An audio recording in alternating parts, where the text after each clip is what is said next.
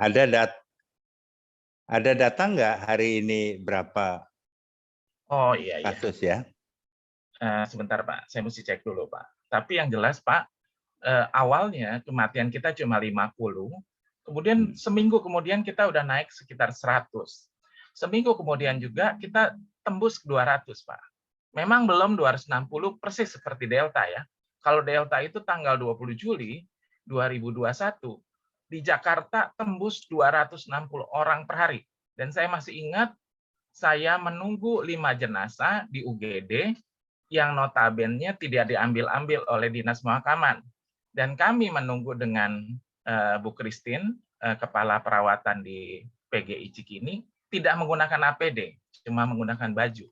Dan bersyukur sekali kami tidak tertular. Kenapa kami harus jagain mereka? Ya karena itu mereka manusia, bukan benda. Jadi kita harus kawal mereka. Nah, itu kisah sedih di bulan Juli, tanggal 20 Juli. Nah, yang kita harus sadari juga, di Jakarta, oke lah katanya rumah sakitnya masih cukup. Oke lah ICU-nya masih cukup. Tetapi kasus cerita dari keluarga yang saya bantu, ketika dia masuk UGD di Husada dibantu, ketika dia masuk ke ICU Husada sangat dibantu, tetapi kalau mereka perlu cuci darah, maka akan sulit mendapatkan mesin cuci darah. Jadi kata kuncinya, ketika seorang mempunyai penyakit penyerta, kena Omikron, itu akan banyak kasus yang mengikutinya. Jadi kalau dulu sesak napas, sekarang bisa aja pengentalan darah, kemudian gula darahnya meningkat, dan akhirnya harus dilakukan berbagai macam bantuan, support, supaya pasien ini tetap hidup. Nah, ketika rumah sakit perlu ventilator, kadang-kadang ventilator berkurang, berebutan. Ketika mereka perlu cuci darah, mereka juga sangat beresiko karena tidak dapat mesin cuci darah. Dan data menyatakan ternyata pada Omikron ini banyak mengenai pada orang yang diabetes. Itu data yang mengatakan. Nah, jadi ulang berulang, kita memang harus hati-hati dengan keadaan seperti ini. Jadi memang harus waspada. Kira-kira itu, Pak.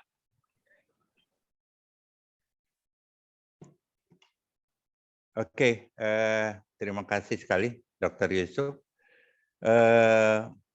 Pak Joni coba dibuka dulu karena di belakang banyak sekali yang mau masuk. Oh iya, betul bisa. Pak. Karena saya kirim ke beberapa grup itu Pak, sesuai dengan instruksi Bapak. Iya. Ya, jadi ini banyak sekali. Biasanya kan kita 30 orang, Pak. Sekarang ya. 100 Pak. Dokter, saya juga udah transmit ke Zoom, ke YouTube. Oke. Nanti saya bilangin di grup. Nah, ini Pak datanya ada Pak. Jadi hari ini peningkatan kasus itu terjadi 48.000 Pak. 48.484, hampir 50.000 persis kayak di Hong Kong Pak. Kemudian yang meninggal hari ini 163. Kalau dibilang turun, benar turun dari 200-an. Tapi tetap tinggi karena awalnya kita yang mati cuma 20, 30 gitu. Dan ulang berulang, yang meninggal ini adalah manusia, bukan hewan. Jadi itu yang harus kita jaga. Kira-kira itu, Pak. Oke, terima kasih.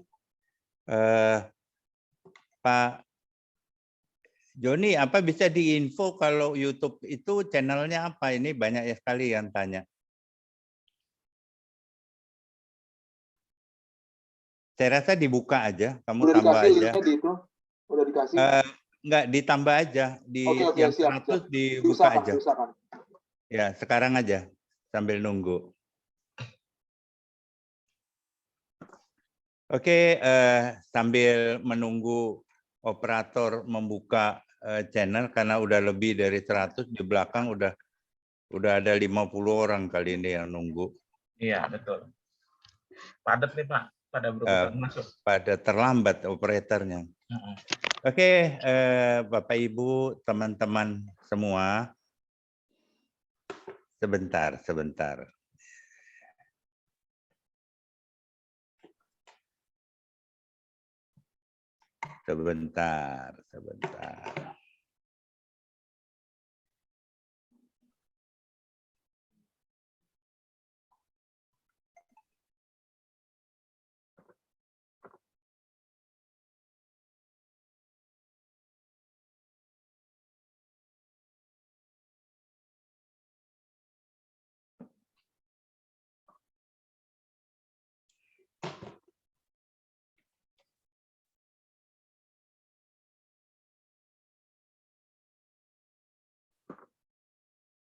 Bisa Pak Joni?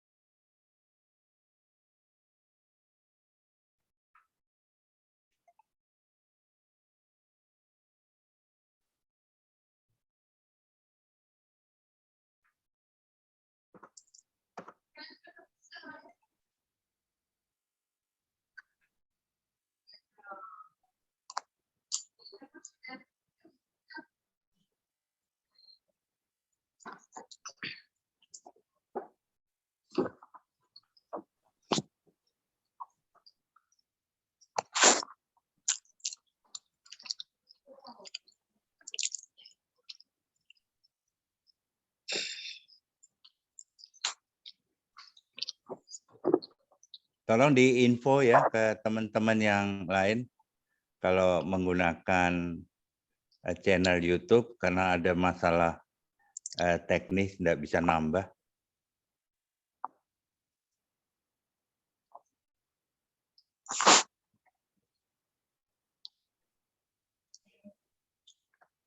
Pak Yusuf juga bisa info ke teman-teman yang Iya, iya lain. Pak, siap.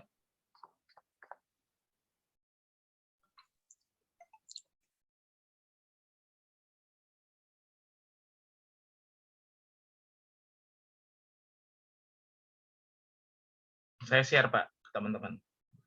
Sudah di-share ya. Oke.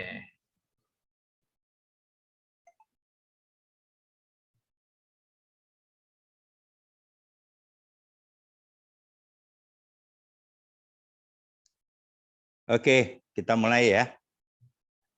Sudah ada yang masuk 50 lewat YouTube. Oke. Oke, Bapak Ibu, pertama-tama mohon maaf karena ada kendala teknis.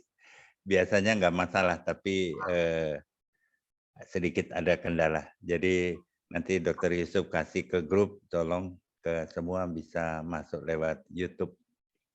Oke, Bapak Ibu, pertama-tama saya sampaikan puji dan syukur kepada Tuhan kita bisa bertemu walaupun hanya melalui Zoom ya, tapi senang sekali bisa melihat teman-teman semuanya sehat. Bagi teman-teman yang sedang dirawat ya di rumah sakit, saya doakan juga supaya lekas sembuh.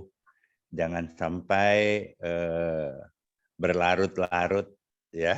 Jadi yang penting semuanya cepat negatif. Ya, kadang-kadang kita selalu mau berbicara positif ya.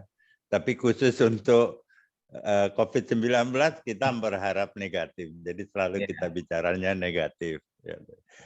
Oke, terima kasih juga kepada semua dokter-dokter, semua rumah sakit yang telah berpartisipasi dalam kurun waktu 1 bulan terakhir ini, luar biasa.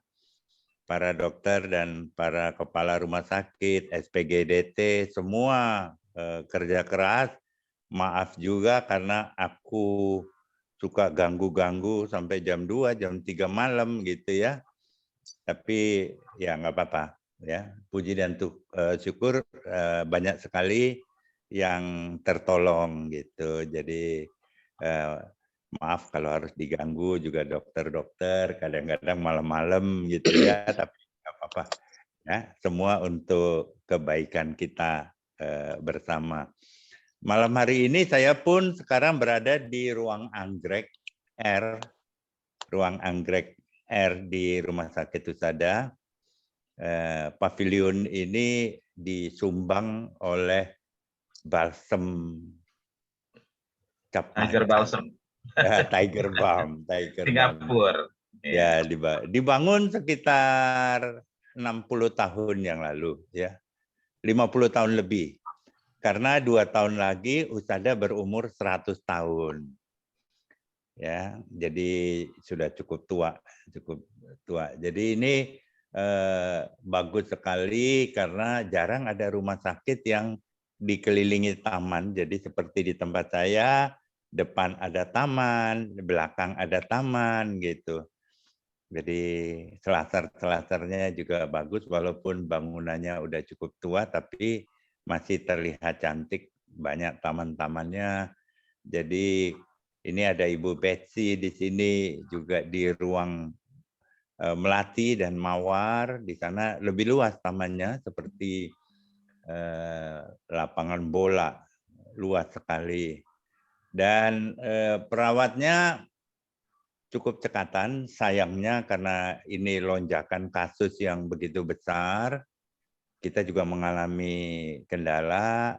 Pertama, banyak perawat yang terpapar, lebih dari 30%. Jadi cukup berat juga rumah sakit menangani pasien, karena perawatnya begitu banyak yang terpapar. Dan untuk solusinya ya terpaksa perawat itu kerjanya 2 shift, lembur ya, lembur. Jadi kerja yang pagi dilanjut sampai malam, perawat yang malam lanjut sampai pagi sampai siang. Tapi kondisi ini juga merupakan kondisi yang sangat berat, karena kelelahan daripada para perawat ini juga menyebabkan daya tahan mereka juga kurang kuat gitu. Tadi kita dengar sepintas lalu, Profesor Suwandi juga pernah di mana, berada di Husada. Saya suka sekali sama Husada ini, katanya karena rumah sakit ini makanannya enak-enak, ya. Tapi saya diprotes sama teman-teman, enggak, mana ada rumah sakit makanannya enak. Tapi saya bilang, kamu salah. Kenapa? Karena Husada itu adanya di Mangga Besar. Kenapa Mangga Besar itu? Karena Mangga Besar itu surga makanan di Jakarta. Yang lebih hebat lagi itu, sayang ya saya, surga durian. Ya, kalau kita berjalan di Mangga Besar, sepanjang jalan dari ujung ke ujung penuh dengan durian, penuh dengan durian. Om Budi tentu saja ada di sini. Jadi bisa bayangkan duriannya banyak banget. Ya. Oke, saya ingin menyapa terutama teman-teman Kill COVID yang sudah lama tidak berjumpa. Di Surabaya ada Dr. Ina, di Bandung Pak Sukanto, Cirebon Pak Isam, di Palangkaraya, di Balikpapan ada Pak Werner, di Medan ya, di Medan ada Pak Yuan. Kemudian di Manado Pak Peter, di mana lagi ini ya, di Jogja ada Pak Markus. Oh, NTT ada NTT. NTT Pak Tony. Ya. Semoga kita semua berada di dalam keadaan sehat walafiat. Tetapi yang sangat penting sekali, kita belum mencapai puncak daripada serangan COVID gelombang ketiga ini. Saya menggarisbawahi ini kenapa? Karena saya menganggap bahwa kasus ini seperti gunung es, ya. Yang kelihatan ini baru puncaknya, bawahnya belum. Kita udah bisa atasi puncaknya, tetapi di bawahnya belum. Sehingga kesempatan dia untuk melonjak ini besar sekali. Sehingga kita perlu siap-siap. Yang menjadi satu nota atau note buat saya adalah posisi di daerah. Posisi di daerah. Karena kalau kita lihat urut-urutannya, yang pertama yang terjadi serangan pertama adalah Jakarta. Setelah Jakarta kemudian diikuti dengan provinsi-provinsi yang berada di luar Jakarta, di luar Jakarta tapi di Jawa. Tapi nanti akan disusul oleh provinsi-provinsi yang di luar Jawa, Bali, NTT, NTB maupun Irian. Tren kenaikannya sudah terlihat. Nah, ini mungkin saya memerlukan bantuan teman-teman semua supaya kita bisa waspada. Karena satu, klaster yang diserang pertama itu adalah klaster rumah tangga. Sehingga kita perlu sekali mengemukakan program kita yaitu home hospital, bagaimana caranya membendung atau membuat suatu suasana di mana supaya COVID-19 itu jangan sampai masuk di dalam rumah tangga kita ya, di rumah tangga. Ini penting sekali. Dan juga sistem daripada Little Circle yang kita sudah buat untuk menolong dan memutus rantai penyebaran apabila sudah masuk di dalam keluarga kita. Konsep home hospital ini sangat akurat dan sangat efektif sekali untuk membendung masuknya COVID-19 dalam rumah tangga. Nah, memang ada yang bilang tidak sepakat dengan saya, katanya lebih banyak klaster di perkantoran atau di tempat lain. Rasanya sih tidak. Kalau menurut saya, klaster yang paling bahaya adalah klaster rumah tangga. Awal mulanya semua dari rumah tangga. Jadi dari rumah tangga dia bisa menyebar menuju ke perkantoran, restoran, dan tempat-tempat lain. Sehingga awal daripada COVID-19 ini di rumah tangga ini yang perlu kita jaga ketat ya. Jadi seperti misalnya pembantu rumah tangga, sopir ya, tetangga-tetangga dekat, perlu kita berikan satu edukasi atau beri satu wacana bahwa harus saling menjaga, harus memberikan masukan-masukan sehingga kita bisa sama-sama untuk terhindar dari COVID-19.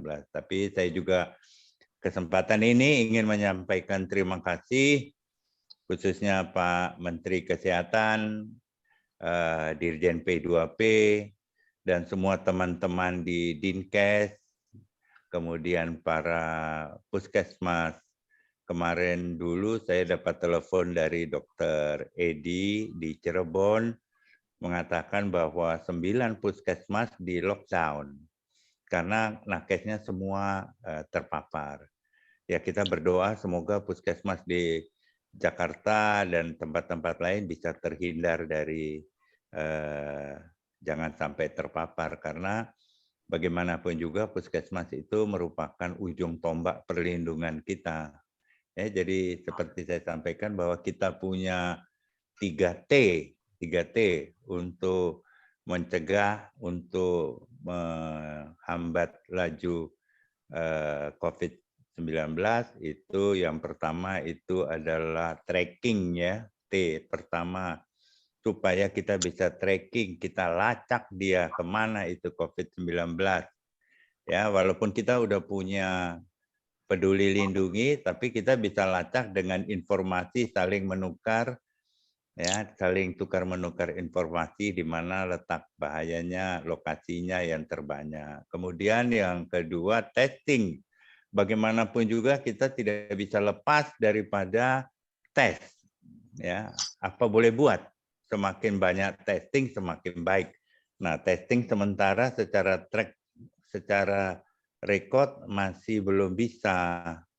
Jadi untuk itu makanya mungkin kita perlu memperbanyak testing.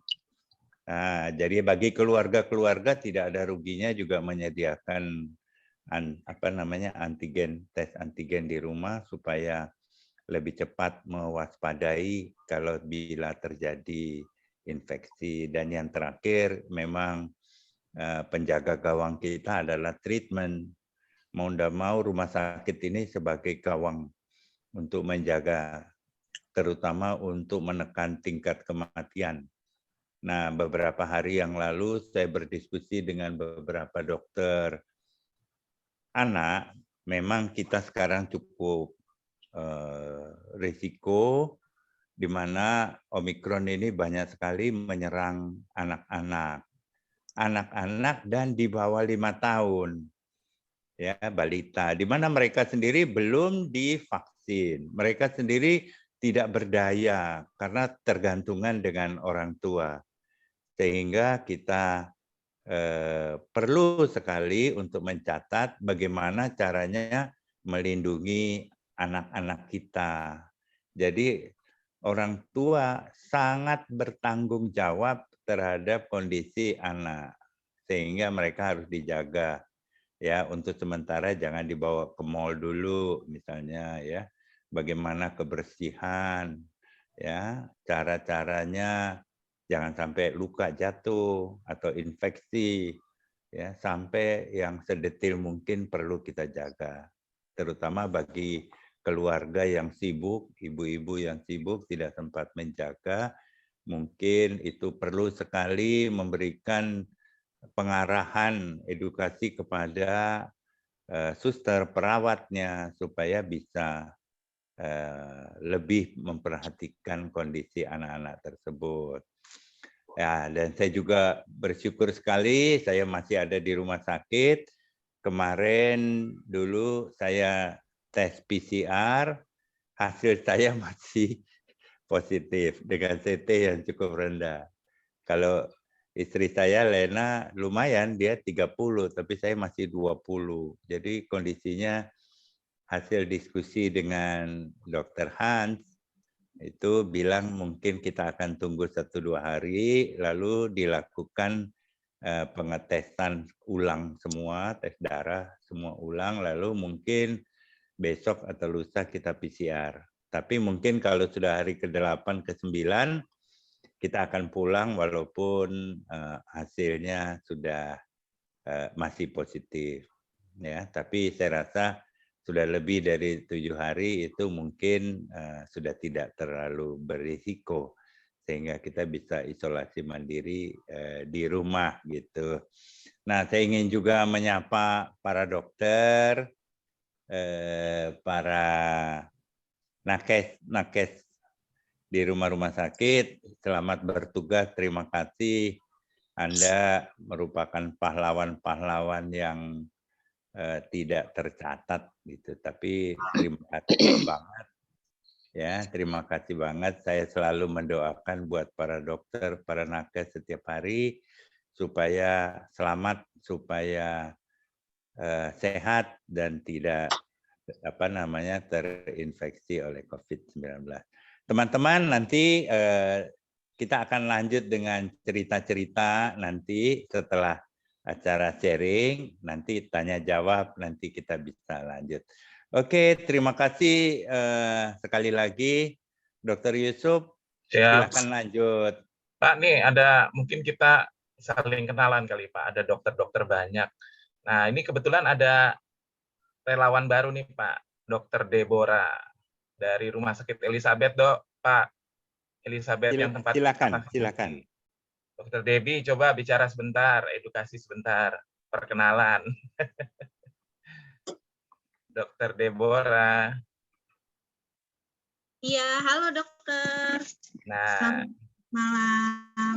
Semoga dokter bisa bantu-bantu kita ya, jadi relawan nih. Oh ya, siap dokter, boleh. Terima kasih sudah hadir. Baik dokter. Pak Darta nih, kita kedatangan satu lagi relawan nih, ya, siap membantu. Iya, terima kasih. Di Rumah Sakit Elizabeth, dokter. Pak Darta. Elizabeth Bekasi ya. Betul. Waduh, senang sekali. Rumah Sakit Elizabeth tuh paling paling proaktif mendukung vaksinasi kita dan juga di daerah-daerah banyak sekali bantuannya. Terima kasih dokter, silakan. Ya, oke. Oke, sekarang dilanjut lagi. Mungkin ada para dokter yang hadir, bisa memperkenalkan diri, karena mungkin masih banyak yang belum pada kenal nih. Dokter Yos, ada nggak Dokter Yos? Dokter Yos nggak bisa masuk dia. Oh gitu. Nah, ini dokter Lili nih suaranya. Lagi di Surabaya. Hafal Mas Sarah. Dapat oleh-oleh di Surabaya. Iya, makanya Ci hati-hati. Dokter Tan Feli, Dokter Edi, coba bicara sebentar mengedukasi, monggo. Dokter Edi, Dokter Tan Feli. Banyak Tolong nih dokter ini. kameranya dibuka biar bisa bantu informasi.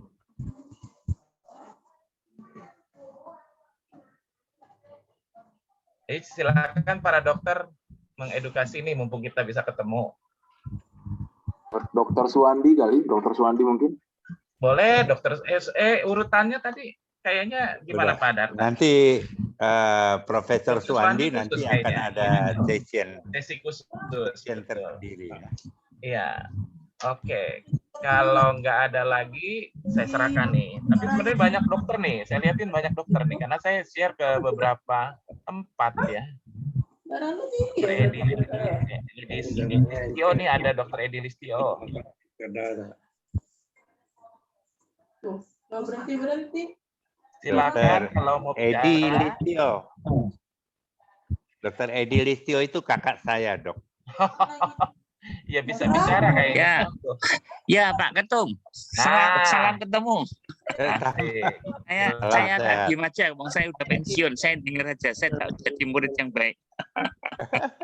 Oke, terima kasih. Martini juga ada di sini, Pak Darta. Martini Oh, dengan dokter. teman-teman Husada. Oh. Dokter mana? Ina nih udah hadir nih. Wah, lipstiknya top nih. Ayo, silakan ngomong. Malam Dokter Yusuf. Monggo. Malam Pak Ketum, Pak Ya, Darta. selamat malam. Senang sekali ya lihat sudah kelihatan seger, suaranya tetap bersemangat gitu. Wah, Iya. luar biasa. Kangen Tiga kali sama Pak Darta. Surabaya. Dokter Ina, karena suaranya nggak berubah. Stamina Iya. nggak berubah. Nah, itu yang harus kita tanya. Kenapa tuh? Bagaimana kiat-kiat kuatnya? Betul itu. Luar Kangen biasa. sama Surabaya, Dok. Iya, ditunggu Pak Darta. Saya sebetulnya hari Jumat itu pengen mengadakan meeting dengan teman-teman pengurus yang di Surabaya dan anggota Covid Surabaya, tapi berhubung Pak Ketuanya masih di rumah sakit, nggak tega deh kita. Jadinya diundur. Nggak apa-apa, mestinya nggak apa-apa. Karena Nggak justru taunya dapat undangan meeting. karena di rumah sakit justru waktunya banyak, ya kan? Jadi waktunya lebih cukup daripada nanti kalau udah di luar. Iya, cuma lihat kesibukannya Pak Ketua, aduh, cerita sepasang mata Nanti kalau bolanya. sudah keluar Pak Darta supaya di karantina, dimasukkan penjara aja supaya tidak lari-lari. Pak Darta ini nggak bisa lepas ini, melenceng sedikit pergi kemana-mana. Iya, Juga itu buat mesti masyarakat. itu kakinya bahaya. itu. Ada Perdana Menteri di sebelah kok, nggak apa-apa. Nggak Iya. sama waktu di Halim. Pak Darta itu udah capek, udah sakit. Itu Pak Darta terus masih ke Halim. pasang iketan aja Bu di rantai Bu.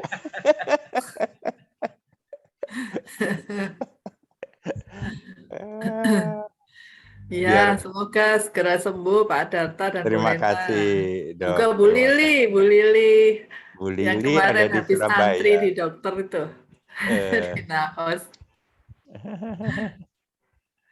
Oke. Ya, kemarin saya sempat hari Jumat saya sempat jadi vaksinator juga dan saya lihat baguslah, masih peserta untuk boosternya juga masih banyak ya. Jadi kemarin sudah 1.000 lebih waktu itu kita lakukan dan kelihatan juga nakesnya masih antusias. Cuma yang saya ngelihat kayaknya sih mereka juga sudah tidak terlalu kayak dulu yang selalu semuanya pakai Semangat. face shield. Jadi kemarin Oh, yang iya, pakai iya. face shield cuman grupnya saya aja nih. Cuma ada beberapa. Yang lain kayaknya sudah merasa jagoan nih kali ya, sudah pernah tertular juga mungkin. Banyak sepertinya sudah. Tapi ya puji Iya. Tuhan, mereka meskipun beberapa di antara mereka sudah pernah positif, tapi ya sudah kembali sembuh dan bisa beraktivitas. Makanya saya juga ketawa lihat Bapak Menteri, bukan ya, Bu Siti kalau nggak salah bilang, dokter meskipun isoman harus tetap kerja katanya. Gimana Dokter Yusuf? Iya, nanti saya sampaikan nanti. Jadi harus istirahat memang. Iya. Ya, tapi memang Kondisi sekarang ini memang mau ndak mau kita harus lebih, kalau dulu mungkin masih oke lah ya. Tapi untuk menghadapi lonjakan Omikron ini memang harus mengajak semua pihak itu. Jadi mungkin seperti di Surabaya ada PCC Charlie bisa melibatkan Lions Club. Ini di sini juga saya ada minta beberapa teman Lions Club untuk membantu pemerintah, misalnya vaksinasi. Nah, vaksinasi mungkin ini bisa dibantu, misalnya dari Rotary dan Lions Club gitu. Jadi kita masing-masing bisa bersama-sama untuk mempercepat, karena kecepatan vaksinasi ini berjalan selaras dengan kecepatan penularan daripada COVID-19. Jadi waktu bulan Oktober, November tahun lalu, begitu kita habis gelombang kedua, hampir tidak ada yang percaya kalau ada gelombang ketiga. Bahkan jujur aja, setiap kali saya berbicara tentang gelombang ketiga, saya ditegur keras. Nggak ada lagi itu COVID-nya gitu. Ya biarin. Saya bilang mudah-mudahan gelombang ketiga tidak terjadi. Tetapi ini waspada sekali, hati-hati karena ini belum mencapai puncaknya. Jadi kita harus betul-betul waspada sekali. Ya mudah-mudahan di sini ada, tadi saya ajak namanya Lion IAP. Waduh, saya dikasih hadiah masker 6 lapis katanya. Nanti besok saya mau sumbangkan ke nakes saya untuk dipakai. Terima kasih itu. Lion IAP mana? Ya malam Lan Adarta. Sehat ya. Iya. Ya, terima kasih ya Lion IAP. Ya, sama-sama. Sehat selalu. Ya, jadi nanti di Lions Club akan tiap minggu akan bersama-sama COVID untuk melakukan vaksinasi booster ya. Mudah-mudahan makin banyak. Makasih banyak. Ya, oke. Dokter Yusuf, kita lanjut ke Pak Edi, silakan.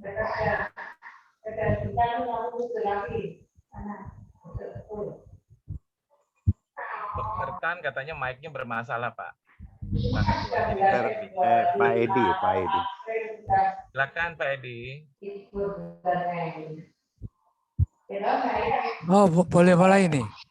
Ya, silakan. Oke, selamat malam. Saya ingin dengar kesaksian dari Pak Edi Sutrisno. Pak Edi Sutrisno ini sahabat saya lama, mulai dari Pukat. Ya, dia pendukung Santo Yusuf, Panti Asuhan Santo Yusuf. Ya, juga teman bermain golf, tapi beliau udah sedikit pensiun ini. Tapi jangan khawatir, Pak Edi, kita main lagi. Silakan Pak Edi. Oke, selamat malam Profesor, Dokter, Bapak, Ibu semuanya. Salam kenal, nama saya Edi Sutrisno. Saya dulu didaftarkan jadi anggota Kill COVID, tapi nggak pernah aktif karena saya sendiri kesehatannya masih belum balik. 2 hari yang lalu saya ada chatting dengan Pak Adarta, Pak Ketum nih, ngobrol-ngobrol mengenai COVID ya. Saya bilang kenapa kok nggak ada forum dialog ya mengenai penyelesaian terutama masalah long COVID ya. Jadi saya mau cerita dulu sedikit. Saya ini kena COVID bulan Maret tahun 2020. Jadi waktu itu COVID di Indonesia kan bulan Februari. Jadi memang barangkali pengobatannya belum begitu ngerti kali ya. Pertama saya gejalanya itu tekanan darah tiba-tiba naik. Saya memang punya komorbid tekanan darah tinggi tapi terkontrol. Hari itu tiba-tiba sampai 190. Saya masuk UGD, lalu dikasih obat 2 kali sampean jam 4 pagi saya boleh pulang.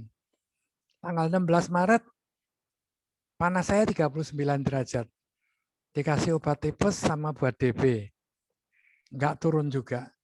Tanggal 17 naik lagi, panasnya 40 derajat. Waktu itu belum ada PCR, belum ada antigen, adanya rapid atau apa itu. Saya langsung difoto torak. Dari foto torak kelihatan paru-paru saya udah berkabut. Langsung saya dimasukkan ruang isolasi. Aduh, takutnya setengah mati. Masuk di dalam ruang isolasi, ruangan kaca begitu sendirian. Saya berdoa aja, saya SMS ke Bapak Uskup, ya, Kardinal, saya minta didoakan, nih saya di ruang isolasi, saya takut, saya bilang gitu. Tanggal 19 langsung saya dipindah, jadi saya di ruang ICU 2 hari. Tanggal 9 di isolasi 2 hari, tanggal 19 saya masuk ke ruang ICU. Tanggal 1 saya dinyatakan negatif. Jadi saya dipindah ke ICU. Tapi kondisinya badan sudah nggak karu-karuan. Ya, walaupun udah negatif, tapi kan organ-organ lain udah kena semua nih. Istilah ke dokternya saya nggak ngerti apa itu. PCI katanya kalau di ICU itu maksimum 32. Saya udah 31. Jadi tinggal 5% dah. Kalau apa skimmer atau apa itu, katanya maksimum 500. Saya udah 27.000. Jadi wah kondisinya anak saya itu yang jadi juru informasi ya, karena dia bisanya cuman lewat dengan suster, dia yang terus menyampaikan kepada keluarga saya saturasi saya, jantung saya, paru-paru saya kondisinya udah nggak karu-karuan. Dibilang kondisinya udah stagnan. Lalu di rumah sakit itu 1,5 bulan mereka mengusulkan saya untuk home care. Karena ya dalam tanda petik kemungkinan hidup saya kan cuma tinggal 5%. Untungnya saya punya grup WA tuh. Keluarga dengan Profesor Suwandi dan Profesor Yos. Profesor Suwandi menawarkan sini bawa ke BSH. Profesor Yos bilang bawa ke Mitra Kemayoran, akhirnya kita putuskan pindah ke BSH. Tapi di rumah sakit yang pertama itu keluarga saya sempat ditawarin, ini pengobatan mau normal, mau dibom, atau mau menyerah katanya. Kalau dibom berarti dikasih obat-obat yang keras, kalau normal yang ngikutin pengobatan yang sekarang. Kalau menyerah ya cabutin semua, ya udah sana gone gitu kan. Lalu saya dikirimin dokter Adrian tuh. Kirimin ambulan, saya dipindah ke BSH. Ya, Bogor Senior Hospital. Di-take care oleh Profesor Suwandi, oleh Dr. Pauline, oleh Dr. David, Dr. Adrian. Pokoknya ini banget gitu. Berapa hari di situ kan saya kena heart attack. Ya, paru-paru saya juga berhenti, 0. Jadi 100% udah pakai ventilator. Apa ini istilahnya yang di sarkostomi, yang di leher saya nih sudah dipindah ke situ, udah dibolongin. Wah, masuk lewat YouTube. Ya, dibolongin itu tubektomi, Pak. Betul, kasih T-cup di leher itu. Ya, masuk di leher sini. Lalu kira-kira tanggal 10-an, ini bertarung antara hidup atau mati. Keluarga suruh tanda tangan. Ininya mau dicabut, nih tracheotominya mau dicabut. Kan biasanya orang udah dicabut kan ya bukan apa-apa ya, takutnya lewat gitu kan. Tapi ya syukur kepada Tuhan aman. 3-4 hari sudah kering tanpa ada infeksi dan sebagainya.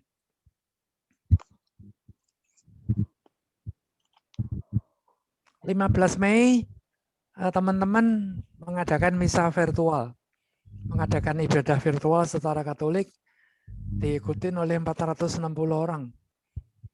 Sama romo-romo, sama teman-teman, pokoknya dari semua kalangan saya lah, dari Pukat, dari Parahyangan, dari Loyola, dari Saverius, dari grup macam-macam semua. Terima kasih untuk itu semua.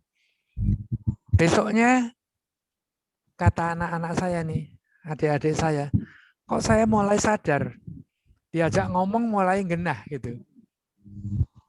Ya jadi, ya itulah mujizat Tuhan. Memang Profesor Yos bilang, Profesor Suwandi juga bilang, 4 hal yang menyebabkan seorang itu bisa survive. Yang pertama kan katanya perawatan, sistem perawatan. Sistem perawatannya prima deh. Saya dimanja tuh di BSH. Saya karena sudah negatif, saya masuk ruang biasa. Waktu di ICU pun, karena waktu itu belum begitu ramai, adik-adik saya, ponakan saya bisa nungguin.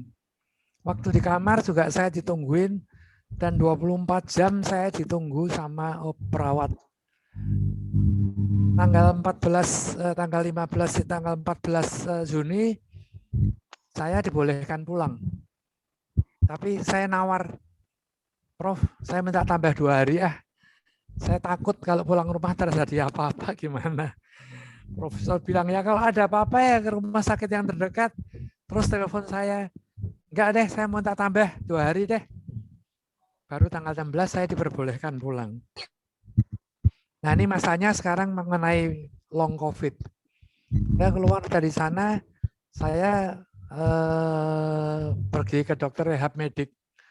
Saya di fisioterapi supaya saya bisa bergerak, tangan saya bisa saya mulai bisa berjalan dari 3 meter ke 5 meter ke 10 meter, itu pun dituntun.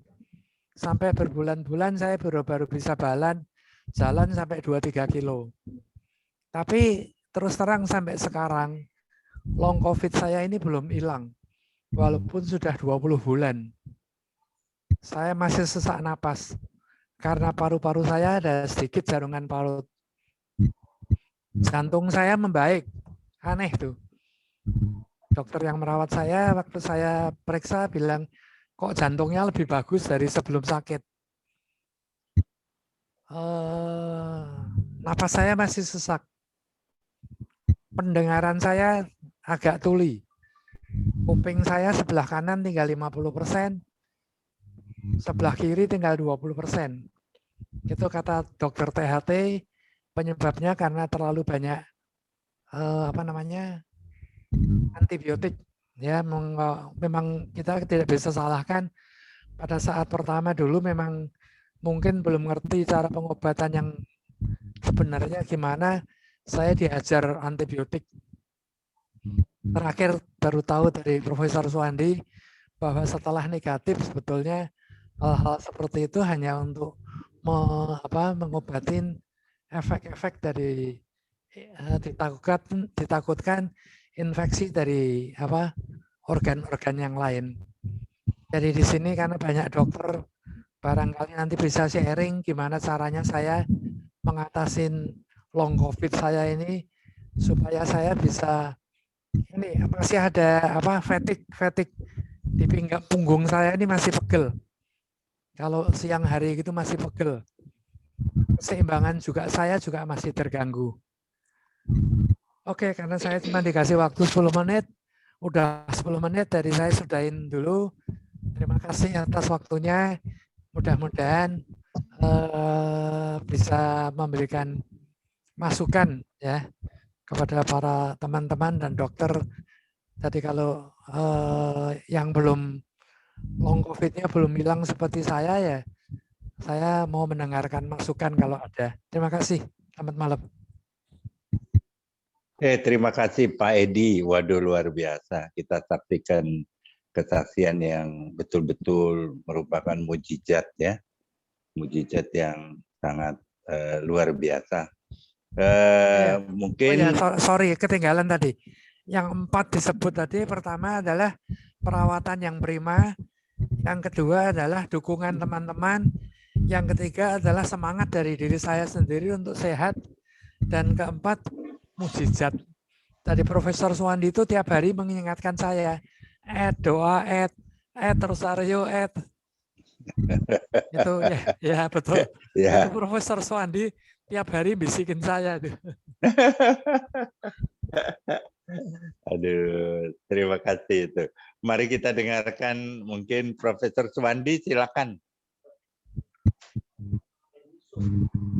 Oke, selamat malam semuanya ya. Terima kasih, saya akan sedikit sharing. Malam, Prof. Ya, saya ingin sharing sebentar mengenai Pak Edi. Jadi Pak Edi di refer dari rumah sakit yang dulu, itu waktu saya terima, itu sudah terjadi multi organ failure sebetulnya. Ada heart failure, juga kesadarannya juga kurang, ginjalnya juga kurang begitu bagus, paru-parunya juga ada infiltrat, dan ya waktu pertama kali dia datang, kita mengadakan profiling, dia punya keadaan semuanya, tapi di depan saya kemudian terjadi heart attack, jadi terjadi fibrilasi ventricle, kemudian dia berhenti, ya kita lakukan DC shock dan segala macam, ya kita memberikan pengobatan yang biasa lah. Kemudian jantungnya sudah mulai membaik, kemudian heart failure-nya bisa kita obati, aritmianya juga kita obatin, dan kemudian ya kita jaga supaya organ yang terganggu ini tidak menjadikan lebih berat oleh karena adanya kegagalan daripada fungsi organ yang sudah mulai menurun. Itu saya kira pengobatan yang secara standar kita kerjakan di ICU. Ya untungnya pada waktu Pak Edi masuk sebetulnya sudah tidak ada COVID-nya lagi. Jadi sebetulnya terjadi multi organ failure akibat daripada COVID-nya. Dan kita satu persatu kita obatin sehingga terjadi ya untung terjadi recovery di mana jantungnya menjadi lebih baik, kemudian paru-parunya infeksinya bisa diperbaikin, kemudian ya GI tract-nya juga kita perbaikin karena dia udah nggak makan lama sekali, itu mesti dilakukan realimentasi.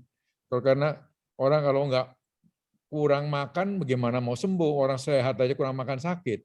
Jadi satu persatu organ ini ditata kembali dan kemudian fisioterapi oleh karena itu tulang otot-ototnya udah tipis sekali, udah kayak orang malnutrisi sekali lah.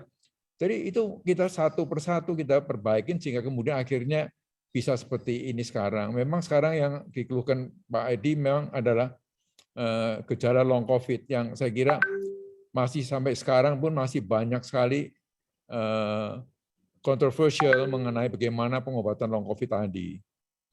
Begitu. Nah, saya senang sekali Pak Edi sekarang dapat dikatakan sudah recover, dia punya renal function-nya juga sudah membaik. Memang ya ada residual damage, tapi fungsinya sih masih lumayan lah, karena urinanya juga masih sudah bagus sekali. Terus kemudian lung function test-nya juga masih lumayan. Tapi ini yang memang kita mesti melihat apakah COVID ini akan menimbulkan deterioration daripada multi organ yang sudah terkena COVID ini yang kita masih belum tahu bagaimana how to treat. Karena kita tahu bahwa sebetulnya COVID ini kan tidak ada chronic COVID itu nggak ada sebetulnya. Karena kita tahu bahwa sudah tidak ada COVID dalam tubuh Pak Edi. Memang studi terakhir memang mereka masih bisa men-trace adanya sisa-sisa daripada partikel-partikel yang ada dalam brain. Memang iya, tapi masih belum bisa dikatakan bahwa ini ada efek yang jelek. Ini yang saya kira terjadi pada Pak Edi. Begitu. Kalau boleh saya mau sedikit sharing dengan Dr. Yusuf mengenai Omikron tadi, kalau boleh. Jadi saya tuh baru halo, bisa dengar? Halo? Halo? Ya, silakan Prof. Bisa. Silakan Prof. Jadi mengenai Omikron ini saya baru membaca dan mendengarkan kuliah dari Profesor Poland. Itu adalah Anda di Mayo Clinic. It's very good. Dia mengatakan 3 years experience in COVID-19. Terutama ya adanya Omikron ini. Dan kemarin saya sudah ketemu dengan Pak Adarta, kita mungkin akan mengadakan mengenai next to Omikron itu apa gitu. Ya, jadi mungkin kita akan bicara mengenai itu. Tapi yang saya ingin sharing bahwa ada beberapa misconception mengenai Omikron ini. Jadi Omikron ini ternyata, jadi kalau kita, ini pelajaran yang terutama yang kita bisa dapat dari South Africa. Betul. Jadi pada waktu Delta, itu kita lihat di South Africa itu vaksinasi masih tidak terlalu tinggi. Betul. Kemudian terkena Delta, sehingga yang terkena Delta itu seperti kita tahu, terutama ada orang-orang yang highly risk. Dari orang tua, orang yang pernah divaksinasi, itu yang terkena, ya seperti dulu kita, benar. Orang-orang yang sudah divaksinasi kena sedikit sekali. Kemudian dengan adanya Omikron tadi, bulan November tadi, maka yang kita lihat kok aneh. Justru yang kena adalah orang-orang yang low risk, orang-orang yang sudah diimunisasi, orang dewasa, sedikit sekali yang highly risk terinfeksi. Ini yang kadang-kadang agak aneh. Dan ini kita melihat juga secara fakta yang ada di luar negeri. Misalnya di Israel, di Singapura, di Australia, di mana lock-nya bagus, distance-nya bagus, prokesnya bagus, vaksinasinya bagus, toh kemudian ternyata Omikron tadi juga berkembang. Dan itu memang sudah disitir oleh Profesor Pollen bahwa vaksinasi dan prokes hanya melindungi kita untuk tidak, kalau kena infeksi, tidak mati. Itu betul sekali. Jadi kalau kita prokes, kita vaksinasi, itu melindungi kita, kalau terkena, kita akan sembuh karena ringan. Itu betul. Tapi tidak mencegah infeksi Omikron. Jadi ini yang mesti keep in our mind, bahwa Omikron bisa meledak. Memang tidak terkena kepada kita, karena kita sudah imunisasi segala macam. Kalau toh kenanya ringan. Tapi ingat, sebagian daripada kita, di mana kita tahu bahwa booster vaksin ini pada Omikron itu kalau sudah 6 bulan, 5 bulan, malah 3 bulan, bisa kena lagi. Jadi ini yang kadang-kadang dia terkena, tapi mungkin OTG. Nah ini dia kemudian pergi ke rumah, pergi kemana-mana, sehingga dia akan menularkan kepada orang-orang yang highly risk. Nah ini yang kemudian akan menjadi masalah untuk kita semuanya. Sehingga memang kita lihat rumah sakit menjadi penuh. Dan ini suatu hal yang sangat dilematis sekali. Misalnya contohnya, kan kita tahu kalau COVID ringan udah nggak usah dirawat di rumah sakit, berobat saja jalan. Ini memang bagus sekali. Tapi tidak selalu bisa seperti itu. Contohnya, dokter, saya kena very mild, tapi saya tinggal di orang tua saya semuanya ada komorbid. Saya takut menularkan kepada familinya bagaimana nih? Ya, minta isoman di mana? Ya, isoman di mana? Nah, kalau misalnya dia biasanya pergi ke Medistra atau ke rumah sakit, dia minta dirawat. Nah, ini yang menjadi sulit untuk rumah sakit swasta. Karena kita kan nggak bisa bilang, wah kita nggak mau terima. Mereka adalah customer. Masa kita bilang kalau nggak bisa masuk? Ya, tidak, agak sulit sekali. Jadi ini yang menjadi masalah juga, mengapa rumah sakit jadi penuh. Masa kita bilang kalau nggak bisa masuk? Ya, tidak, agak sulit sekali. Jadi ini yang menjadi masalah juga, mengapa rumah sakit jadi penuh. Nah, itu satu. Yang kedua adalah, Omikron ini sangat seperti juga semua virus RNA, seperti hepatitis C dan segala macam, itu juga cepat bermutasi. HIV juga sama juga. Ini Omikron juga tetap bermutasi. Dan ini bermutasi bisa dua hal. Bisa lebih ganas, bisa lebih kurang ganas. Kita masih belum tahu kemana. Kemarin baru kita mendengar bahwa ada Omicron type B1, B2 yang katanya lebih ganas dibandingkan dengan yang lama. Jadi memang ini suatu hal yang harus kita pikirkan bersama, bagaimana kita mencegah supaya kalau toh timbul korban, korbannya adalah minimal. Ini memang tidak bisa pekerjaan satu orang, no.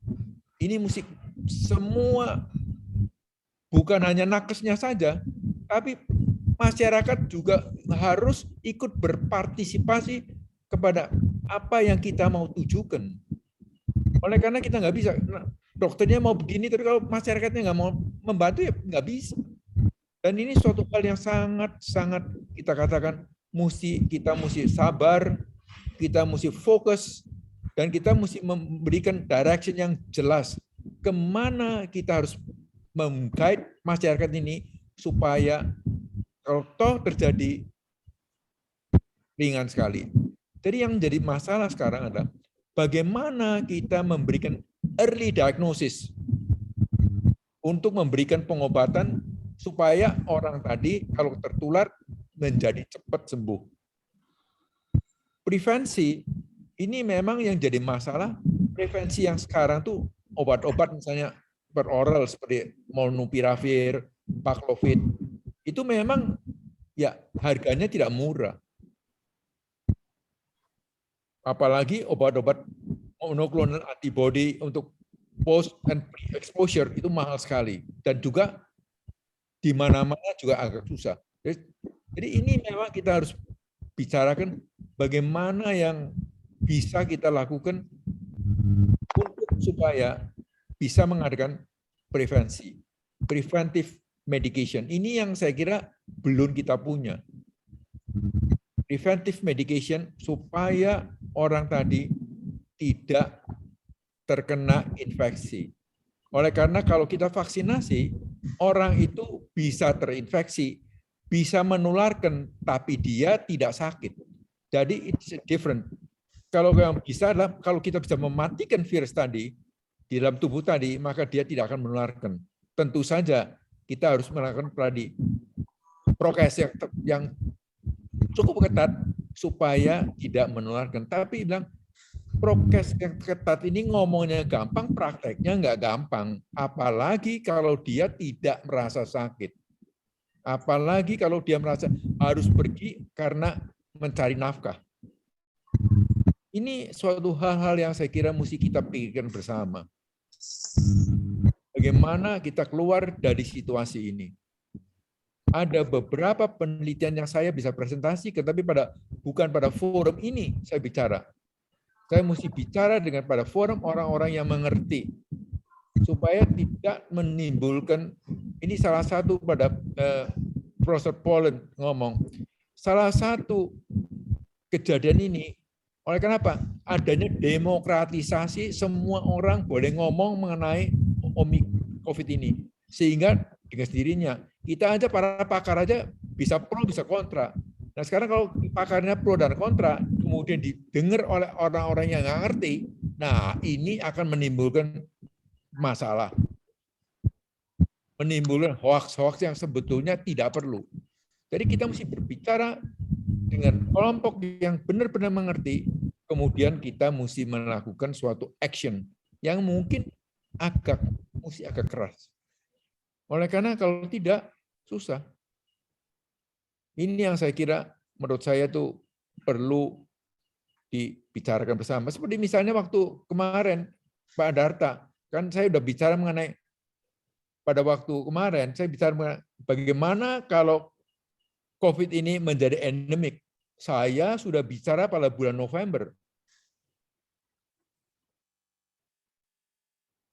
Saya sudah bicarakan. Ya tapi tadi orang anggapnya ya ini tidak begitu perlu. Tapi saya kira sekarang semua orang hampir katakan toh akan menerima. Ini kita harus menerima bahwa COVID akan menjadi penyakit endemik. Tidak ada masalah sebetulnya. Oleh karena penyakit ini kalau kita sudah ketahui dan apalagi ada in the new horizon, adanya vaksin yang lebih bagus, pengobatan yang lebih baik, saya kira kita akan menjadikan ini penyakit seperti influenza lah. Dan saya yakin at the end of the tunnel there will be a light. Sure. Ini yang saya kira perlu kita bicarakan, itu satu. Kedua, seperti katakan, COVID ini menimbulkan beberapa penyakit seperti long COVID misalnya. Bagaimana kita mau men-treat mereka?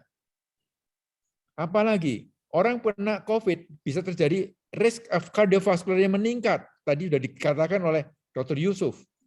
Bagaimana kalau habis COVID timbul renal failure? Ini semua kan mesti dipersiapkan. Oleh karena kalau tidak, ya susah nanti. Jadi ini semua hal yang mesti kita atur supaya kita bisa menangani mereka-mereka yang perlu kita berikan pertolongan. COVID ini memang too early to say, oleh karena masih berkembang. Itu ada dari Profesor Poland, dia mengadakan 2 skenario. Skenario 1 dan skenario 2. Itu bagus sekali. Terus kemudian apa lagi? Pelajaran apa yang sudah kita dapatkan selama 3 tahun ini? Nah tadi, di dalam itu dia sebutkan pertama apa? Conflict of interest in economic. Conflict of interest in politics. Nah ini, COVID bikin pusing, tapi kalau dicampur sama conflict of interest politik dan ekonomi, lebih mabok. Ini yang saya kira perlu kita bicarakan dalam forum yang lebih sedikit, dan kemudian kita lebih memberikan direction yang jelas, supaya kita bersama-sama kita menempuh ini problem, supaya bisa kita keluar dari masalah ini. Saya kira, saya yakin sekali, it should be okay. Pemerintah, saya kira in the right track. Saya melihat in the right track. Begitu. Ini sharing saya untuk Omikron. Kalau nggak salah, Pak Adarta minta saya untuk berbicara mengenai next to Omikron. Saya sudah persiapkan. Ya. Dan saya bicara mengenai nanti apa yang perlu kita perhatikan, oleh karena ini adalah masalah bersama. Begitu. Thank you. Saya menyita banyak waktu berbicara. Ya. Masih. Nanti kita akan ngobrol next Omikron. Ya, waktu khusus. Silakan, Pak Saya Yusuf. sepakat saya sepakat bahwa pemerintah masih kurang mengangkat level of prevention itu. Tadi Prof menyebutkan bagus tuh. Bagaimana kita mencegah sedini mungkin, diagnosa sedini mungkin supaya tidak berkepanjangan. Nah, itu belum diangkat kayaknya, belum disentuh tuh. Mungkin Prof bisa mengangkat dalam suatu topik pembicaraan. Nanti kita bisa angkat di radio atau di TV. Kira-kira itu, Prof. Saran saya. Sediakan, saya terus terang aja, saya hanya berbicara berdasarkan evidence. Saya nggak pernah membicarakan sesuatu tanpa evidence. No. Setuju, Prof. Harus ada evidence-nya. Setuju, Prof. Oleh karena ini kita nggak bisa pengalaman. No. Ini harus mengatakan evidence based. Dari situ baru kita bisa memberikan evidence, memberikan bagaimana how to resolve the problem. Ini yang perlu kita saya setuju, Prof. Ya, karena saya melihat gini, banyak pemerintah pejabat nih mengeluarkan statement, sementara datanya masih berlanjut. Jadi kita belum final, kita belum sampai puncak ini, kita belum dapat data yang benar. Berapa prevalensi insidennya, berapa tingkat keganasannya, berapa mortality rate-nya. Nah, itu kita perlu kaji lagi kayaknya. Saya setuju banget tuh, Bro. Oke, Pak Ketua gimana? Lanjut, Pak. Terima kasih. Oke, kita lanjut. Pak Freddy mungkin sudah tunggu. Silakan, Freddy. Iya. Selamat malam, Pak Profesor, Pak Dokter, dan Ibu Dokter. Teman-teman. Wah, kok udah sehat lagi nih, Pak Freddy. Iya. Salam kenal semua. Saya Freddy Hartanto. Ya. Saya pernah mengalami COVID pada tanggal 8 Juli 2021. Itu terkenanya dari tukang masak saya, yang satu mobil dengan saya. Pada saat itu saya menyetir mobil, beliau di belakang, saya juga nggak tahu dia sudah terkena COVID ya. Jadi pada tanggal 8 Juli saya sudah terkena COVID. Kemudian saya tidur terpisah dengan istri saya, lain kamar. Pada tanggal 12 Juli itu demam tidak sembuh-sembuh. Lalu saya tanya Pak Ketum, Pak Adarta, ada kamar kosong atau tidak? Beliau menyarankan untuk ke Rumah Sakit Husada di Anggrek. Saya pikir pada pagi harinya teman saya meninggal di rumah karena COVID. Jadi saya juga melihat saturasi saya yang tiap hari menurun, mencapai 86, saya khawatir. Saya langsung bilang sama istri saya bahwa saya mau ke Husada sendiri. Karena waktu itu supir nggak masuk hari Sabtu, jadi saya memberanikan diri menyetir mobil ke Husada. Bawa mobil sendiri, malam-malam langsung daftar di Husada dan dapat kamar di Anggrek, sekamar berdua dengan dokter muka dari Roni Handoko ya. Jadi di situ dari hari ke hari ternyata situasi saya memburuk gitu loh.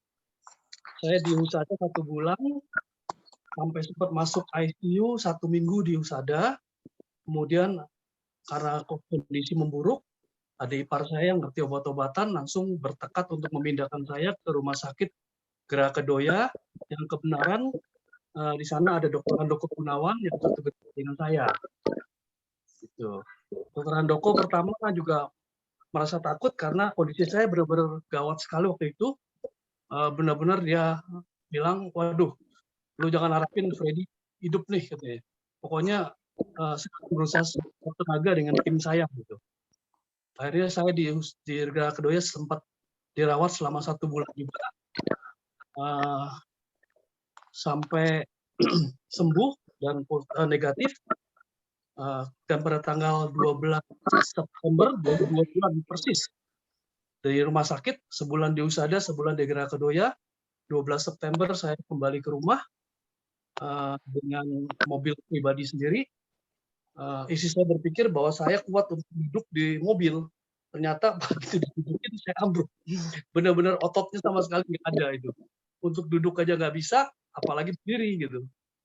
Langsung saya dipindahkan ke kamar sendiri di bawah, yang sebenarnya adalah kamar untuk istri saya mengajar, disulap menjadi kamar tidur. Saya tidur di situ dengan persiapan 2 tabung oksigen. Nah, 1 dari teman saya di Trisakti, 1 lagi dari teman saya, dari saudara saya. Jadi saya hari pertama pulang 12 September masih takut, jadi masih menggunakan tabung oksigen waktu itu. 13 September saya mencoba untuk mencopot tabung oksigen, bisa mampu sih untuk oksigen, tapi tanggal 14 September saya ragu-ragu lagi, saya pakai lagi tabung oksigen dan pantesan aku cari-cari di gang nggak ada. Coba lu lepas, pasti bisa. Saya bilang, oke, Tuhan tolong bantu saya supaya ketergantungan terhadap oksigen. Ya, akhirnya saya bisa melepaskan tabung oksigen. Kemudian pada saat pulang itu kateter masih dipegang di saya karena saya waktu itu tidak bisa kencing melalui kateter. Jadi saya memanggil perawat untuk menghandle saya setiap saat untuk melihat kateter itu penuh atau tidak gitu. Jadi setiap penuh langsung buang, buka kerannya langsung kosong lagi, jadi kencing selalu di kateter selama kurang lebih 2 minggu. Nah, setelah itu saya dipanggilkan fisioterapi untuk belajar untuk duduk, berdiri dan berjalan. Itu kurang lebih kita belajar begitu kurang lebih hampir 3 bulan ya, sehingga saya bisa berjalan kembali dan puji Tuhan bisa melakukan aktivitas sehari-hari lagi. Hanya mungkin ada beberapa yang keluhan, yaitu cepat capek dan kadang-kadang suka pusing, sama suara masih bindeng ini seperti ini. Jadi belum pulih kembali gitu. Terima kasih juga pada teman-teman yang bantu mendoakan semua, sehingga saya bisa kembali hidup untuk kedua kalinya. Mujizat itu ada. Jadi kita percaya Tuhan mengatur semuanya, kita berkehendak lain, mungkin Tuhan yang menentukan. Demikian teman-teman semua, terima kasih. Kita nonton video dulu ya. Kita nonton video dulu ya. Ini ada sedikit video dari saya untuk belajar berjalan dari fisioterapi saya. Terima kasih, tolong Pak Joni. Terima kasih. Ya.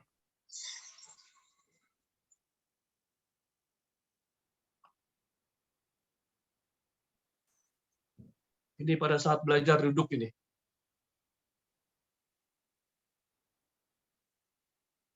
Tidak bisa berduduk, tidak bisa berdiri sama sekali. Itu berdiri sakit luar biasa karena tidak punya otot ini. Berat badan turun 22 kilo. Dari 72 menjadi 50 kilo.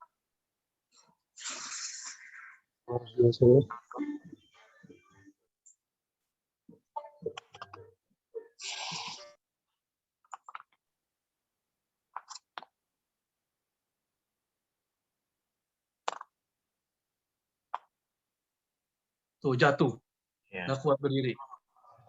Pak Freddy, perjuangan Pak Freddy ini. doa ini doa kita semua nih. Doa semua, benar. Iya. Teman-teman bantu doa. Bang. Iya, kita doain semua. Mujizat memang.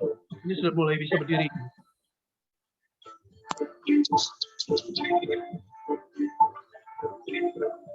Tapi semangatnya Pak Freddy luar biasa loh.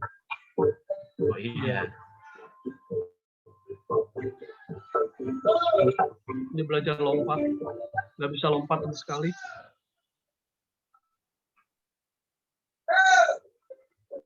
Ini belajar melangkah.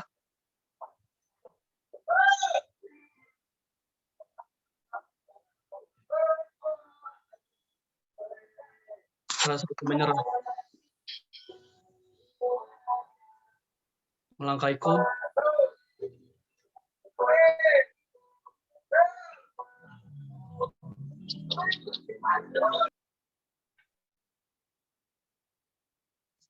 Ini udah mulai bisa melangkah dengan baik. Squat jump.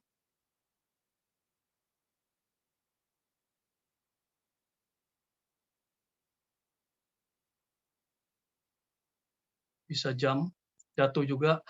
Berat badan udah gemuk nih kayaknya nih. Belum, Mbak, masih 60. Ya, kalau Bisa saya kenal pakai. Pak Freddy nih orangnya tangguh banget dan orangnya ramah banget, paling ramah di COVID. Terima kasih Pak Dokter. Ini udah bisa treadmill 45 menit ini. Terakhir kita berhasil treadmill.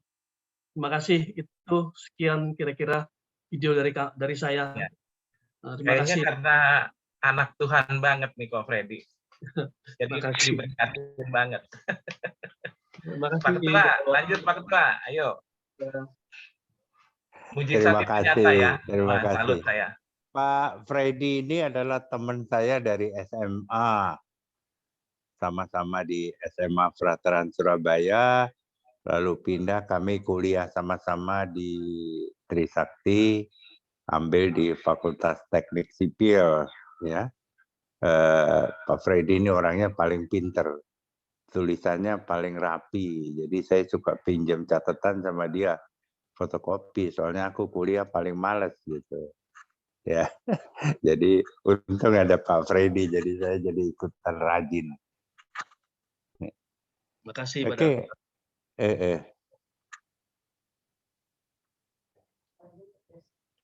Lanjut, silakan. Selanjutnya Pak, siapa lagi? Silakan, mungkin kita akan mendengarkan beberapa komentar dari dokter atau para pakar tentang COVID, tentang kasus Pak Freddy. Mungkin Silakan. gini Pak, saya mau nanya sama Bapak sebenarnya. Bapak gejalanya gimana Pak? Sebelum ke Cilili nih, mau nanya gejalanya gimana? Karena ini kan orang-orang tangguh semua nih, yang nggak pernah kena. Kira-kira gimana Pak? Gejalanya siapa ini Pak? Pak Darta, waktu kan Bapak sehat banget. Jadi sebenarnya orang-orang siaga karena seperti Prof katakan, kadang-kadang kita menjadi OTG gitu loh, orang tanpa gejala. Pak Darta bersahabat sama COVID. Saya itu 3 kali kena COVID, 3 kali. Oke. Pertama tanggal 27 Juli tahun 2020. Saat itu belum ada obat, belum ada vaksin, ya. Jadi ketakutannya luar biasa. Nah, cuma Pak Menteri kita itu baik hati banget ya. Dia nggak mau saya masuk di rumah sakit lain. Dia bilang, Pak Darta harus masuk di RSPP. Kalau di tempat lain saya nggak tahu. Jadi tengah malam saya diculik. Saya udah masuk di USADA, tapi malam-malam saya dibawa lari menuju ke mana? Ke RSPP. Memang pada saat itu paling berat karena ya istilahnya penyakitnya masih baru, obatnya nggak ada sama sekali. Lalu untuk kedua kali tanggal yang sama saya masuk di USADA. Ya, masuk di USADA. Tanggal 27 Juli. Jadi 27 Juli 2020 masuk di RSPP, tanggal 27 Juli 2021 masuk di USADA lagi. Ya, tapi gejalanya itu biasa flu, pilek gitu ya. Demam, ada demam. Nah, kalau kemarin ini tanggal berapa? 12 Februari saya masuk. Nah, Omikron yang saya alami sama sekali boleh dibilang tidak ada gejala. Cuma hari Minggu itu leher saya ini kan sakit gitu ya. Sakit banget gitu. Saya pikir kenapa gitu ya. Nah, malamnya diikuti batuk. Nah, saya udah curiga ini. Sudah curiga karena ada batuk. Ya, ada batuk. Senin pagi-pagi saya langsung menuju USADA untuk PCR. Dan ternyata hasilnya positif, jadi saya langsung masuk. Karena saya positif, istri saya juga gitu. Wah, cepat-cepat itu ya masuk PCR. Positif juga ya. Jadi sekarang ada di kamar berdua aja. Oke, silakan lanjut dong. Ini kayaknya bintang film kita nih. Saya mau tambahin sedikit ya. Oke. Ini suara saya belum pulih ini. Saya batuk keras. Jadi seminggu sebelum saya tes itu saya sudah batuk. Tapi saya pikir saya pikir saya flu. Biasa. Gitu. Iya. Nah, ini yang menjadi pemikiran adalah begini. Siapa yang menularkan siapa begitu. Jadi saya sejak itu Imlek itu memang ada beberapa tamu itu termasuk Liana Nugroho ini. Itu termasuk tamu saya. Tapi kalau dikaitkan dengan jarak positif bukan dia gitu kira-kira. Nah, setelah itu saya memang tidak keluar-keluar. Sama sekali saya tidak keluar rumah. Sampai Pak Adarta keluar kota, terus ngurus vaksin, jadi dia yang keluar terus. Nah, waktu dia pulang itu lihat saya batuk-batuk, saya disuruh PCR. Saya bilang saya tidak pernah keluar rumah. Jadi saya nggak mungkin positif, saya ngomong begitu, Dokter Yusuf. Terus kemudian, kalau aku sampai positif berarti dari kamu. Jadi kamu tes dulu aja. Saya bilang gitu. Jadi saya betul-betul kekeh tidak mau tes karena saya merasa tidak keluar rumah gitu. Tapi ternyata Pak Adarta ini baru ketularan batuk sehari dia tes loh. Dia tes. Saya sih sebetulnya sudah antigen dan negatif. Kalau Pak Adarta itu Pak Ketum ini dia antigen sampai 6 kali dok negatif. Iya, negatif. Nah kemudian dia ternyata PCR kan positif dengan CT-nya 19 sampai 20 ya, ada 19, sampai 20 ada yang bawah. Nah kemudian karena dia positif, saya udah janji kan kalau lu positif aku tes. Jadi saya sore-sore tes. Dan akhirnya ternyata saya kalah. Ini yang untuk ketiga kalinya kan. Yang pertama dia positif, saya tes. Padahal saya makan sepiring berdua. Waktu itu dia masuk ke rumah sakit karena keluhan dikira jantung. Jadi saya masih nunggu di rumah sakit kan. Menjaga dia, ternyata selama di rumah sakit dites tuh baru dapat positif. Saya itu udah makan sama dia. Ternyata saya negatif. Kemudian yang kedua saya negatif kan. Begitu dia masuk positif saya tes. Nah, yang ketiga ini saya dengan yakinnya saya merasa akan negatif, ternyata saya positif. Nah, di situ setiap kali seperti cerita Pak Freddy tadi, dia bilang dia kena dari pembantunya. Itu menurut saya tanda tanya. Bisa juga pembantunya yang kena melalui dia. Saya juga, saya merasa bahwa saya mungkin terkena dari Pak Hadarta. Tapi Pak Hadarta merasa bahwa dia terkena dari saya karena saya sudah batuk seminggu. Nah, waktu saya masuk rumah sakit, itu saya bawa sopir dan pembantu untuk PCR. Dan ternyata salah satu pembantu saya positif. Nah, dari situ ya, jadi saya bilang, kita tidak tahu kita terkena dari siapa. Itu. Tapi memang betul bahwa di rumah itu kemungkinan terbesar karena di rumah kami tidak pakai masker. Kalau keluar, kita selalu prokes. Jadi kalau orang bilang, saya prokes kok, saya prokes, itu adalah di luar. Selalu di rumah itu yang kita sering lalai. Gitu ya. Jadi pembantu saya juga kan, dia paling suka belanja ini yang kena ini. Memang dia hobi karena dia bisa naik motor. Jadi kalau nyuruh-nyuruh beli apa selalu dia. Yang satu-satunya positif dia. Jadi dari mana dia kena, dari kita atau kita dari dia, itu sebetulnya tidak tahu. Itu aja sharing saya, Dr. Yusuf. Oke. Bu Liana nih kayaknya tadi angkat tangan. Bu Liana. Salah pencet, Dok. Maaf. Bohong ah. Yuk ngomong sekalian tuh udah disambung. Bagaimana kisah-kisahnya? Tadi kan Bu Magda udah ngomong, ayo.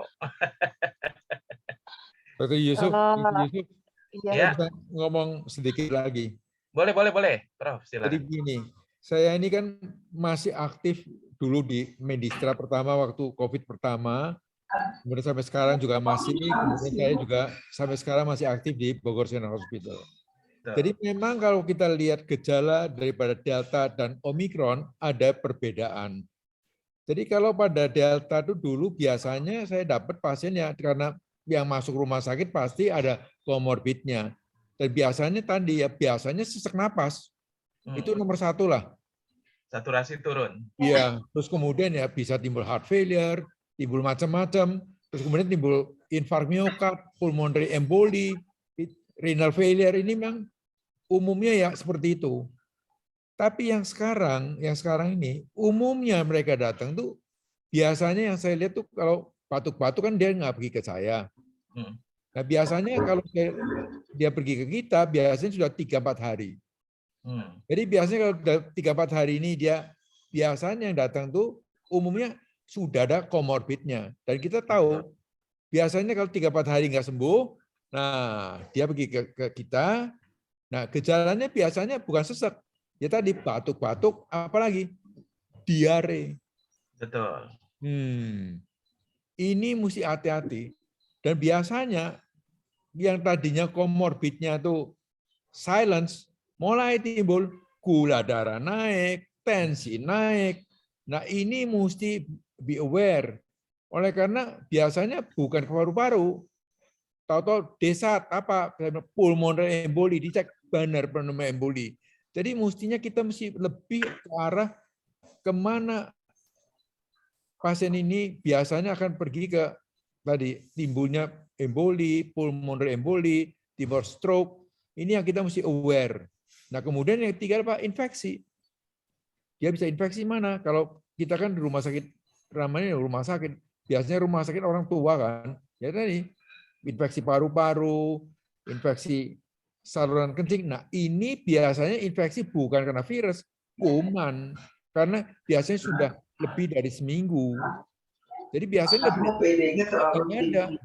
Tapi kuman mulai mengambil ini. Jadi kita mesti lebih tahu bagaimana perjalanan daripada penyakit ini supaya kita bisa memberikan pengobatan yang lebih terarah kemana kita mesti memberikan begitu.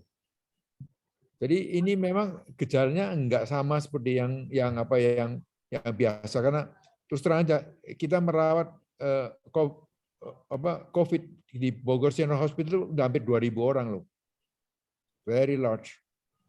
Dan juga di Medistra banyak sekali. Jadi kita ya kebetulan saya supervisor di ICU jadi saya banyak tahu dah. Begitu. Oke, terima kasih Prof. Bu Lili, mana nih Bu Lili? Ngomong dong kisah ceritanya. Bu Lili.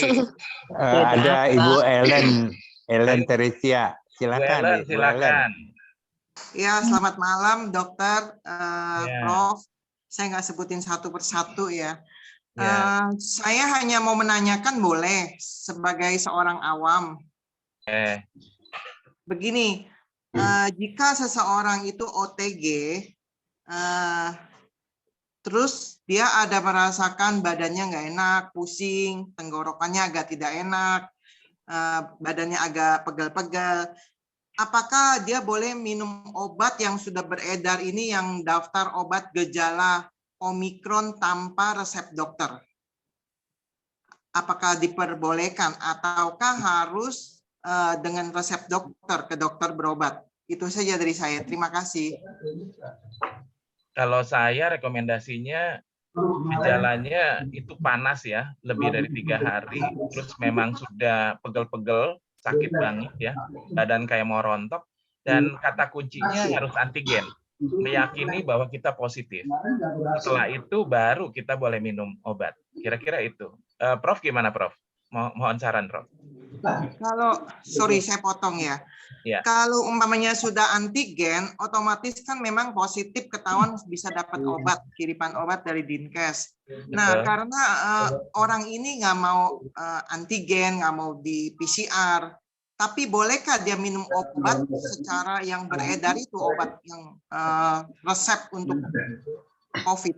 Kalau saya ragu-ragu ya, karena gini, bisa aja dia tifoid, bisa juga dia demam berdarah. Karena hampir sama tuh. Nanti Prof boleh jelasin, Prof. Monggo, Prof. Ya, jadi begini ya, memang kalau orang demam, itu memang begini, kita sebagai dokter itu mesti praktis. Sekarang lagi musim COVID. Jadi kalau demam pertama, ya COVID dulu. Bener COVID tidak. Nah, dengan sendirinya kalau COVID, ya kita mesti melihat ada background apa. Kalau you ada umur sudah lebih dari 60 tahun, ada kencing manis, ada darah tinggi, pernah stroke, pernah ada sakit liver, ya mbok lebih hati-hati. Periksa bener apa bener enggak. Kalau you masih muda, no problem. Karena umumnya masih muda ya akan sembuh sendiri. Tes apa enggak tes enggak apa-apa. You makan obat di luar negeri misalnya, you COVID-nya positif, Omikron positif, masih muda, nggak ada apa-apa, nggak dikasih obat, kasih obat influenza biasa itu yang benar. Tapi kalau you sudah ada komorbid, ya kita mesti hati-hati. Bener nggak? Kalau misalnya you bener ada Omikron, ya mesti hati-hati. Kita mesti melihat, lu nanti bisa dapat serangan jantung, lu bisa dapat stroke, ini kan mesti diobatin. Bukan persoalannya hanya COVID-nya aja. COVID-nya memang akan sembuh sendiri. Kalau you memang baik adanya. Tapi kalau you memang ada komorbidnya, kemudian dapat stroke, apa dapat serangan jantung, apa enggak sayang. Jadi ini yang kita mesti melihat kasusnya apa dulu. Kalau you memang masih muda, no problem. Makan obat on the counter juga nggak apa-apa. Nggak usah makan obat antivirus, nggak perlu. Tapi kalau you benar kena dan ada komorbidnya, mesti dikasih obat. Sekarang kan obatnya bisa ada tuh, molnupiravir, nanti sebentar lagi juga Paxlovid, should be take. Tapi kalau you takut masuk rumah sakit, pasti kita akan kasih remdesivir. Kita nggak mau risiko. Kalau early, kalau udah lama, ya kalau virusnya akan hilang dalam 10 hari kok. Oh iya. Jadi kalau misalnya udah lebih dari 10 hari, ya kita kalau benar COVID, ya hati-hati. Jangan-jangan nanti you kena komplikasi akibat bekas kena COVID. Nah ini hati-hati. Kan you lihat, kena COVID sembuh, sampai di rumah kena stroke, jantung. Kan sering sekali you lihat. Baik. Begitu. Baik, Prof. Terima kasih, Prof. Prof, saya mau nanya dong, Prof. Dr. Yusuf, saya mau nanya. Apakah Omikron ini virus COVID yang terakhir? Saya jawab dulu ya. Saya jawab dulu. Jadi seperti Prof katakan, virus ini adalah virus RNA. Selama virus RNA itu hidup, dia akan bermutasi. Kata kuncinya adalah dia bisa bermutasi lebih parah atau lebih lunak. Jadi contohnya gini, si Delta lebih besar, tetapi proteinnya sedang. Sementara Omikron, dia tanduknya lebih banyak. tapi proteinnya lebih rendah. Makanya dia harus lebih susah dideteksinya. Tapi dia menular banget. Kekuatan dia tidak sekuat Delta, tapi penyebaran dia sangat tinggi. Nah, kita berdoa semoga dia berubah bentuk lagi mengikuti kekuatan dari orang Indonesia. Jadi tidak terlalu parah ya. Karena gini, waktu 2019 saya pernah ceramah di Elsinta dan ditanya apakah COVID akan masuk ke Indonesia. Saya jawab, orang Indonesia kuat. MERS kita selamat. Flu burung kita selamat. Flu onta kita selamat. SARS-CoV-1 kita selamat. Singapura babak belur, kita enggak. Karena saya yakin orang Indonesia kuat. Ternyata aerosol, kita babak belur. Itu salah dari perhitungan kita. Jadi kita nggak boleh anggap remeh sih. Kalau menurut saya, kita berdoa supaya dia bermutasi makin lemah. Prof, mohon tambahan, Prof. Monggo. Ya, jadi yang dikatakan Dr. Yusuf itu betul. SARS ini sebetulnya seperti pengalaman SARS-1 itu kan aneh tuh, ketemu di Hong Kong, di ini, tapi ternyata benar kan, tambah lama tambah melemah. Itu memang apa gambaran dari SARS. Tapi saya bilang gitu, penyakit MERS juga begitu. Tapi yang aneh ini kan SARS-CoV-2 ini kok agak lain. Dan kemudian kita lihat juga perkembangan Delta, Omicron. Kalau menurut Dr. Poland, dia bilang ini, kalau dia bilang ini akan berakhir, dia bilang belum ada buktinya. Kenapa? Karena ternyata Omicron ini selain ada reservoirnya pada orang yang belum tervaksin dan segala macam, orang kan sebagian besar, ada sebagian orang yang tidak mau divaksin. Ini merupakan reservoir. Dan mereka tahu lagi apa lagi? Pada binatang ternyata juga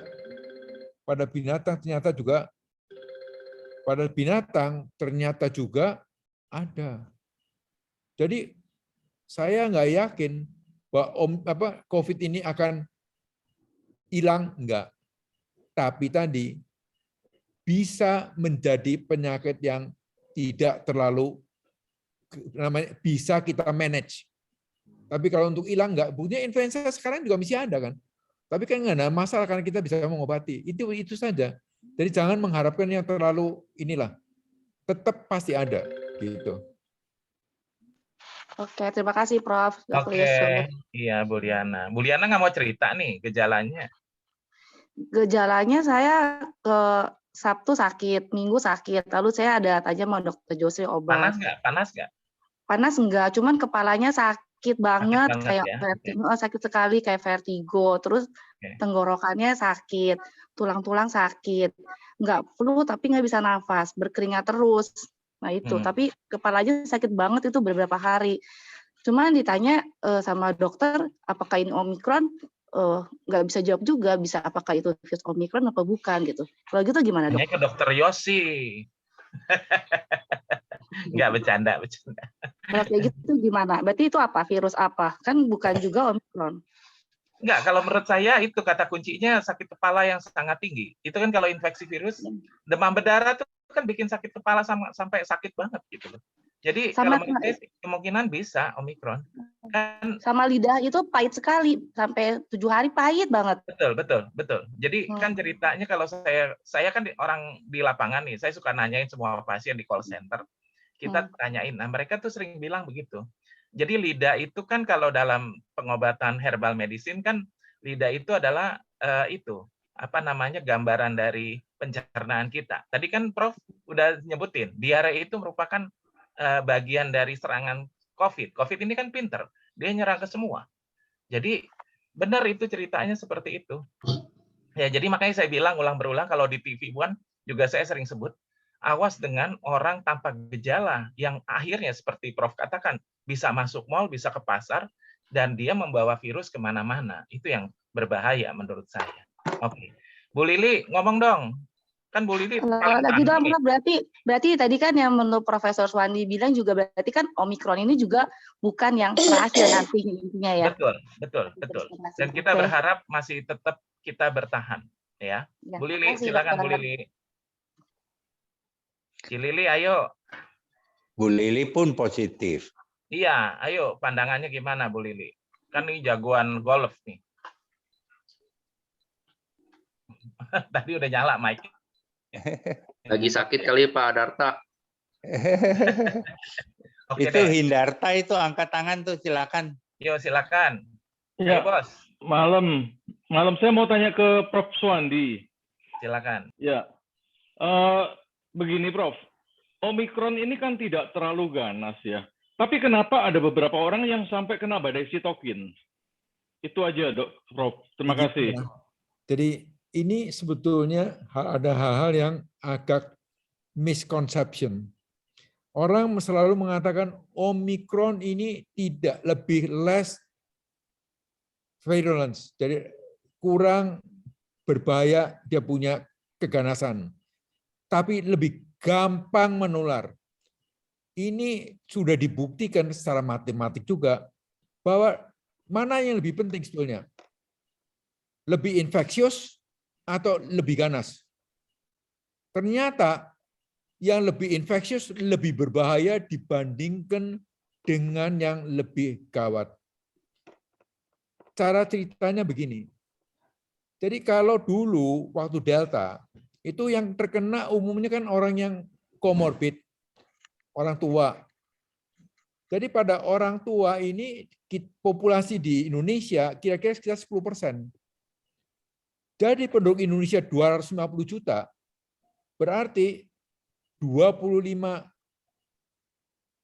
kalau 10%, 25 juta adalah lansia. Dari lansia ini yang sakit mungkin hanya 1%. Jadi berarti kira-kira 250.000. Dari 250.000 ini yang perlu ICU mungkin hanya 10%. Jadi mungkin hanya 225.000. Oke. Nah, sekarang bagaimana dengan Omikron? Omikron 6 kali, 7 kali lebih hebat. Jadi berapa? 70%.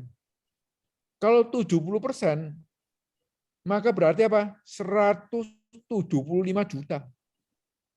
Kali dari 100 juta tadi, yang sakitnya yang hanya misalnya yang berat itu 1%, itu berarti 17 juta kan. Kalau kemudian yang sakit beratnya itu hanya misalnya 2% pun, itu besar sekali. Jadi untuk badan rumah sakit itu lebih Omikron dibandingkan dengan Delta. Ini memang untuk pribadi iya, tapi untuk negara different story. Jadi kita mesti melihat dari dua sisi. Kalau Anda sendiri, iya benar ringan nggak apa-apa. Yuk kalau vaksinasi prokes biasanya nggak apa-apa. Tapi tadi ingat, orang ini kan bisa menularkan kepada keluarganya yang ada komorbidnya, ada yang enggak ini. Ini karena jumlahnya banyak, ya jumlahnya lebih banyak. Dan otomatis ya matinya lebih banyak. Itu sudah dibuktikan di mana-mana.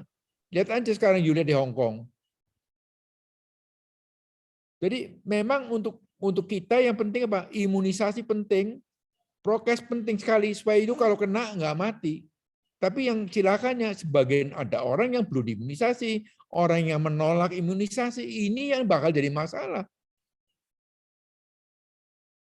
Begitu. Jadi lebih infeksius, ini lebih berbahaya. Bisa dimengerti nggak? Mengerti, Prof. Terima kasih. Terima kasih. Oke, ada lagi yang mau nanya? Kalau enggak, kita sudah hampir selesai nih. Tinggal 7 menit lagi. Ayo. Malam, Prof. Mau nanya, Prof. Silakan, Mas. Prof, apa benar nanti ada keluaran Omikron yang baru namanya Neo Omikron? Banyak sekali nama-nama baru, dari Prancis juga ada. Tapi yang jelas sekarang pakai beta.1, beta.2.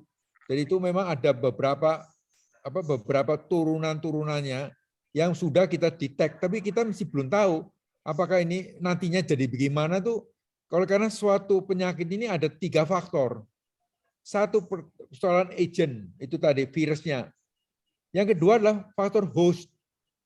Yang ketiga adalah faktor environment. Jadi kalau contohnya, agentnya ada, kalau hostnya nggak ada kan nggak bisa menular. Agentnya ada, hostnya ada, environmentnya nggak mungkin, ya nggak jadi. Jadi kita yang mainkan tuh ini pasti ada, nggak bisa diapa-apain. Tapi faktor host dan faktor environment bisa kita robah. Nah ini yang bisa mempengaruhi timbulnya suatu penyakit. Jadi contohnya, kalau nanti Anda timbul vaksin yang universal, no problem. Ada obat-obat yang bisa dipakai untuk prevensi, bisa no problem. Jadi it's a long way to go. Tapi pasti ini akan ada akhirnya.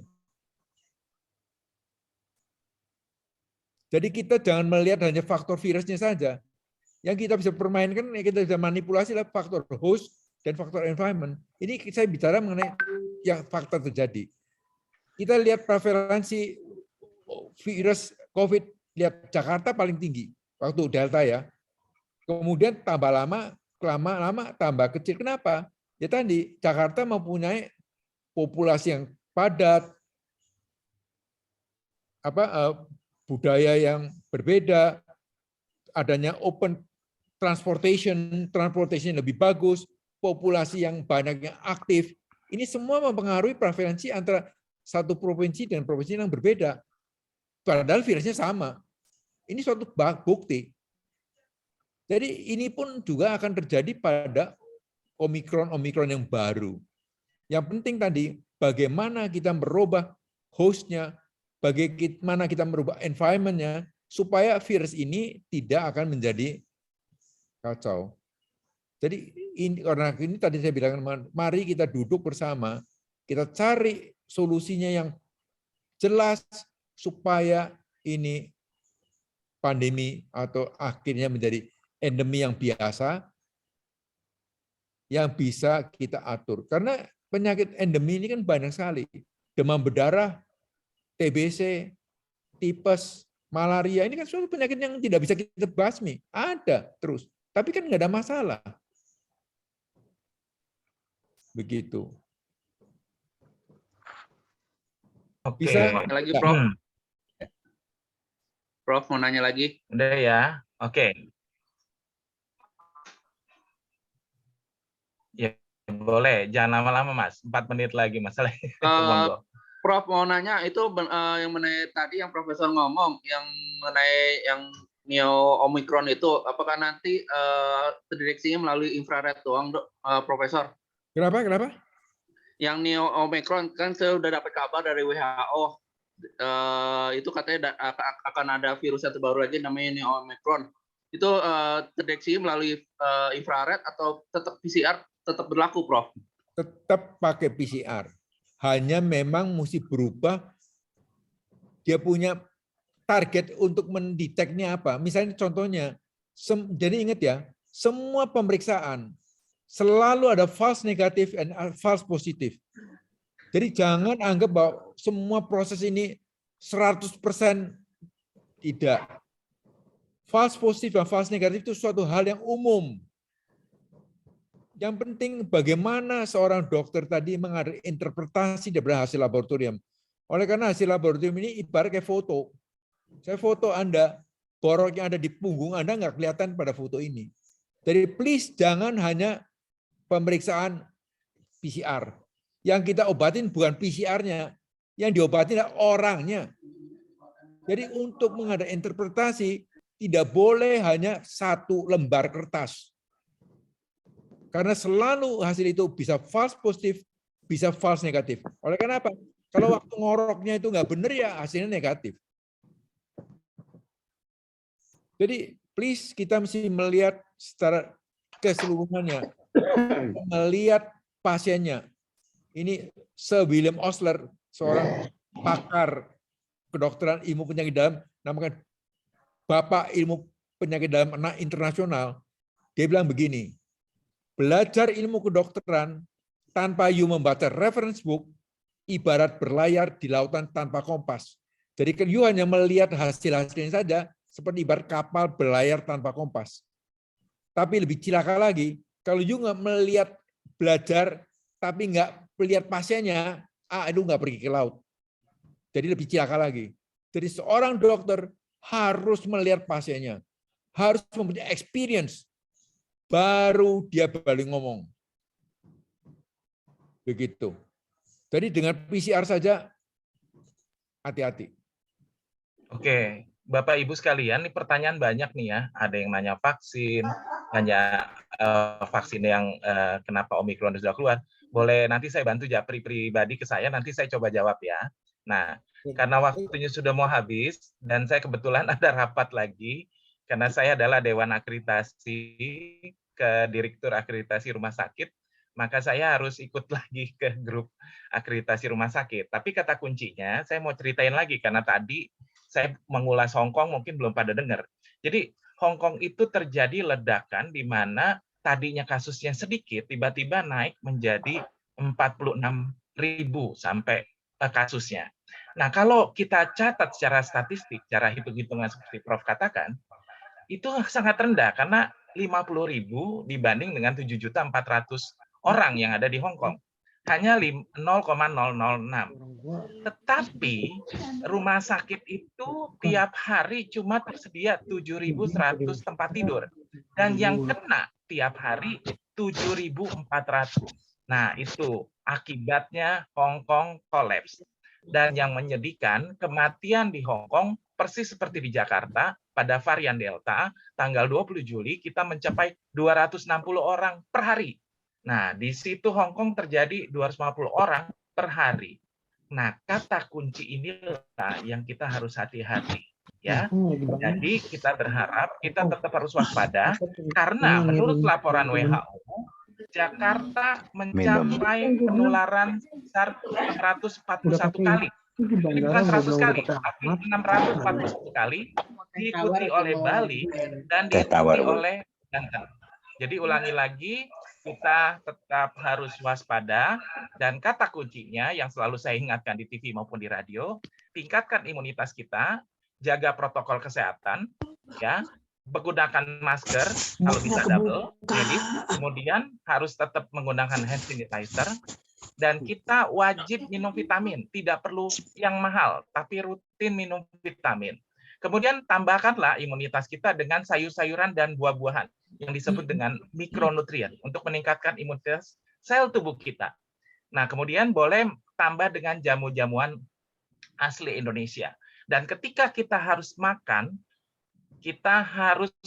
yang hangat dan minum dengan air hangat.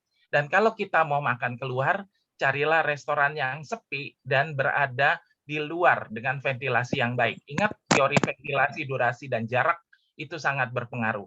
Kemudian kalaupun kita mau ke pasar, ke mall, cari mall yang sepi, pasar yang sepi, supermarket yang sepi, agar kita terhindar dari penularan.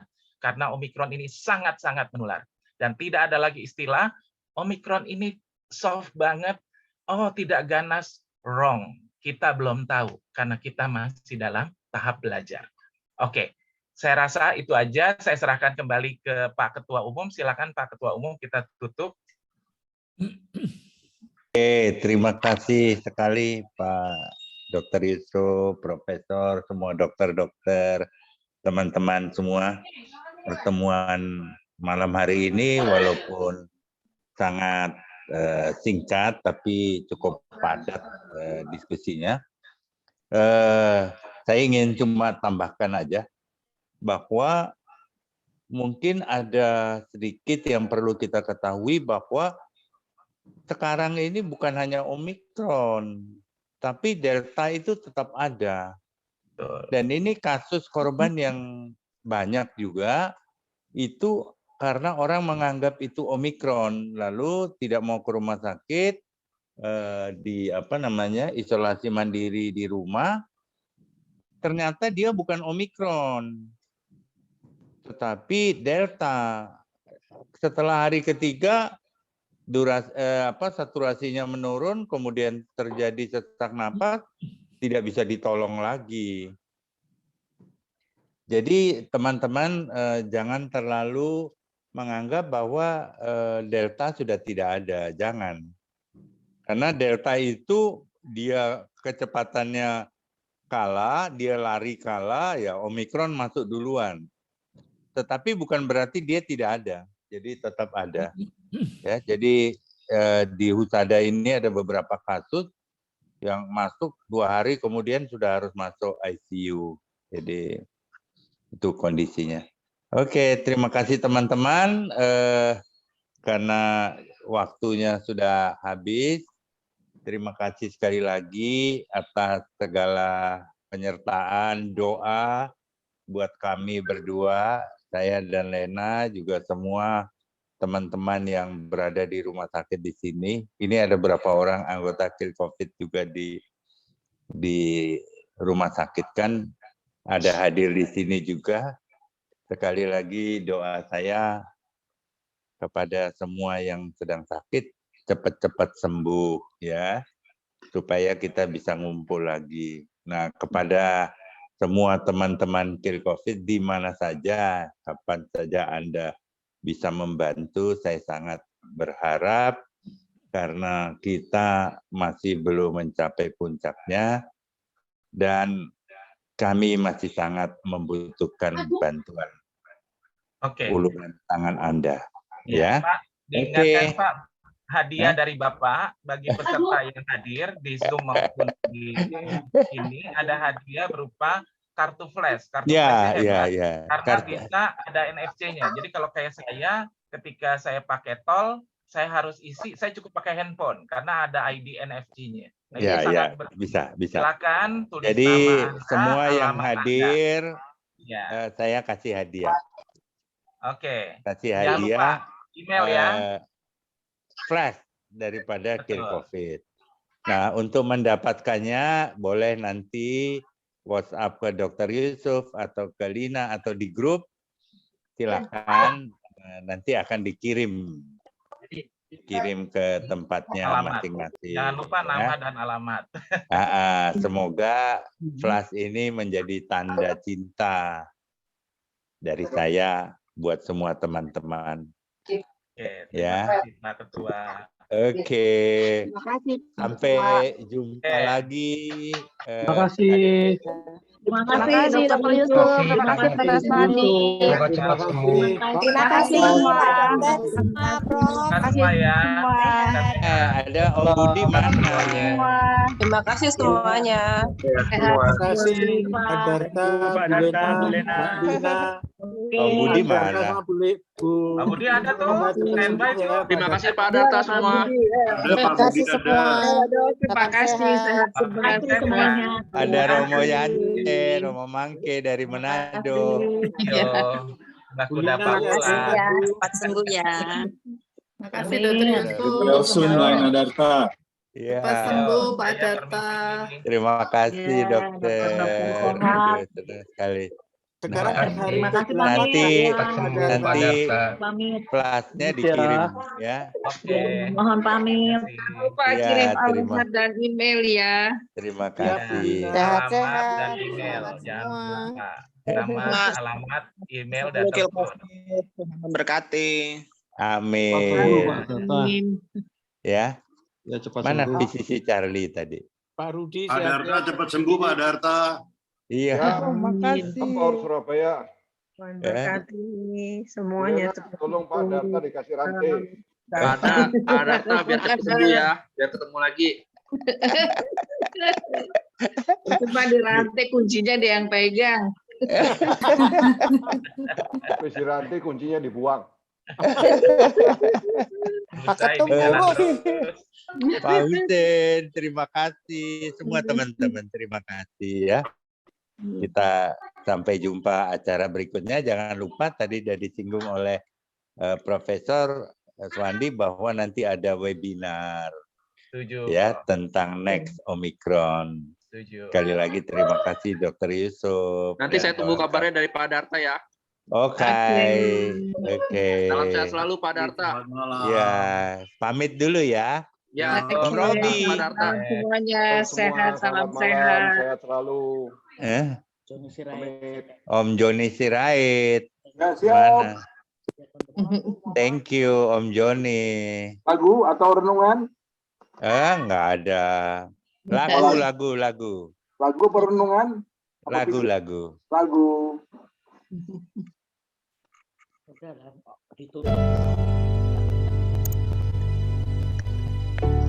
Terlalu indah dilupakan, terlalu sedih dikenangkan. Setelah aku jauh berjalan dan kau ku tinggalkan, betapa hatiku bersedih mengenang kasih dan sayangmu, setulus pesanmu kepadaku, engkau kan menunggu. Andaikan kau datang kembali, jawaban apa yang kan ku beri? Adakah cara yang kau temui untuk kita kembali lagi?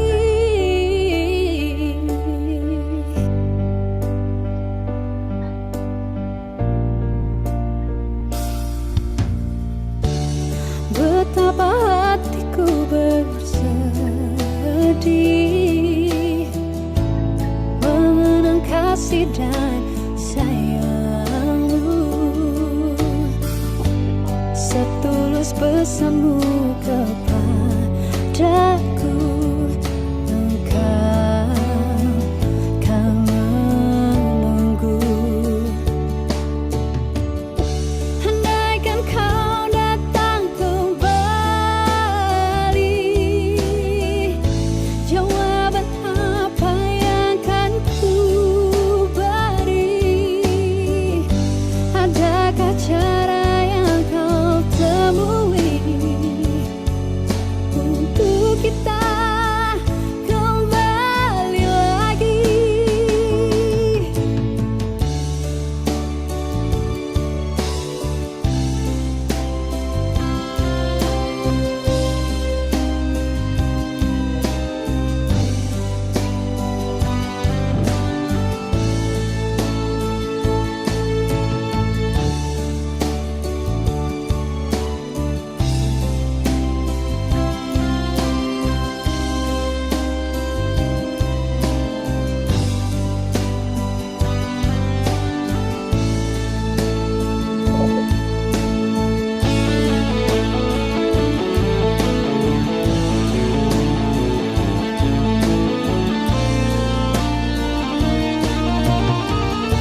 Andaikan kau datang kembali,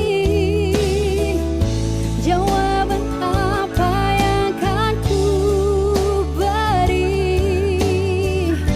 Adakah cara yang kau temui untuk kita kembali lagi?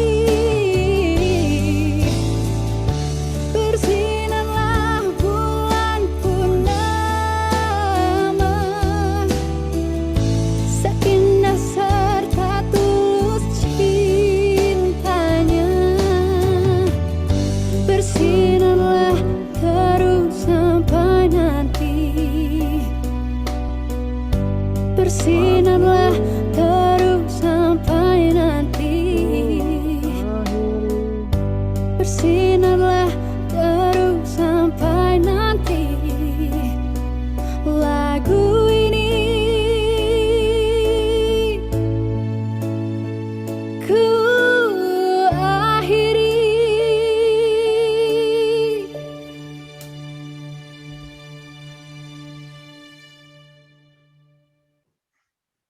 Oke. Pak Darto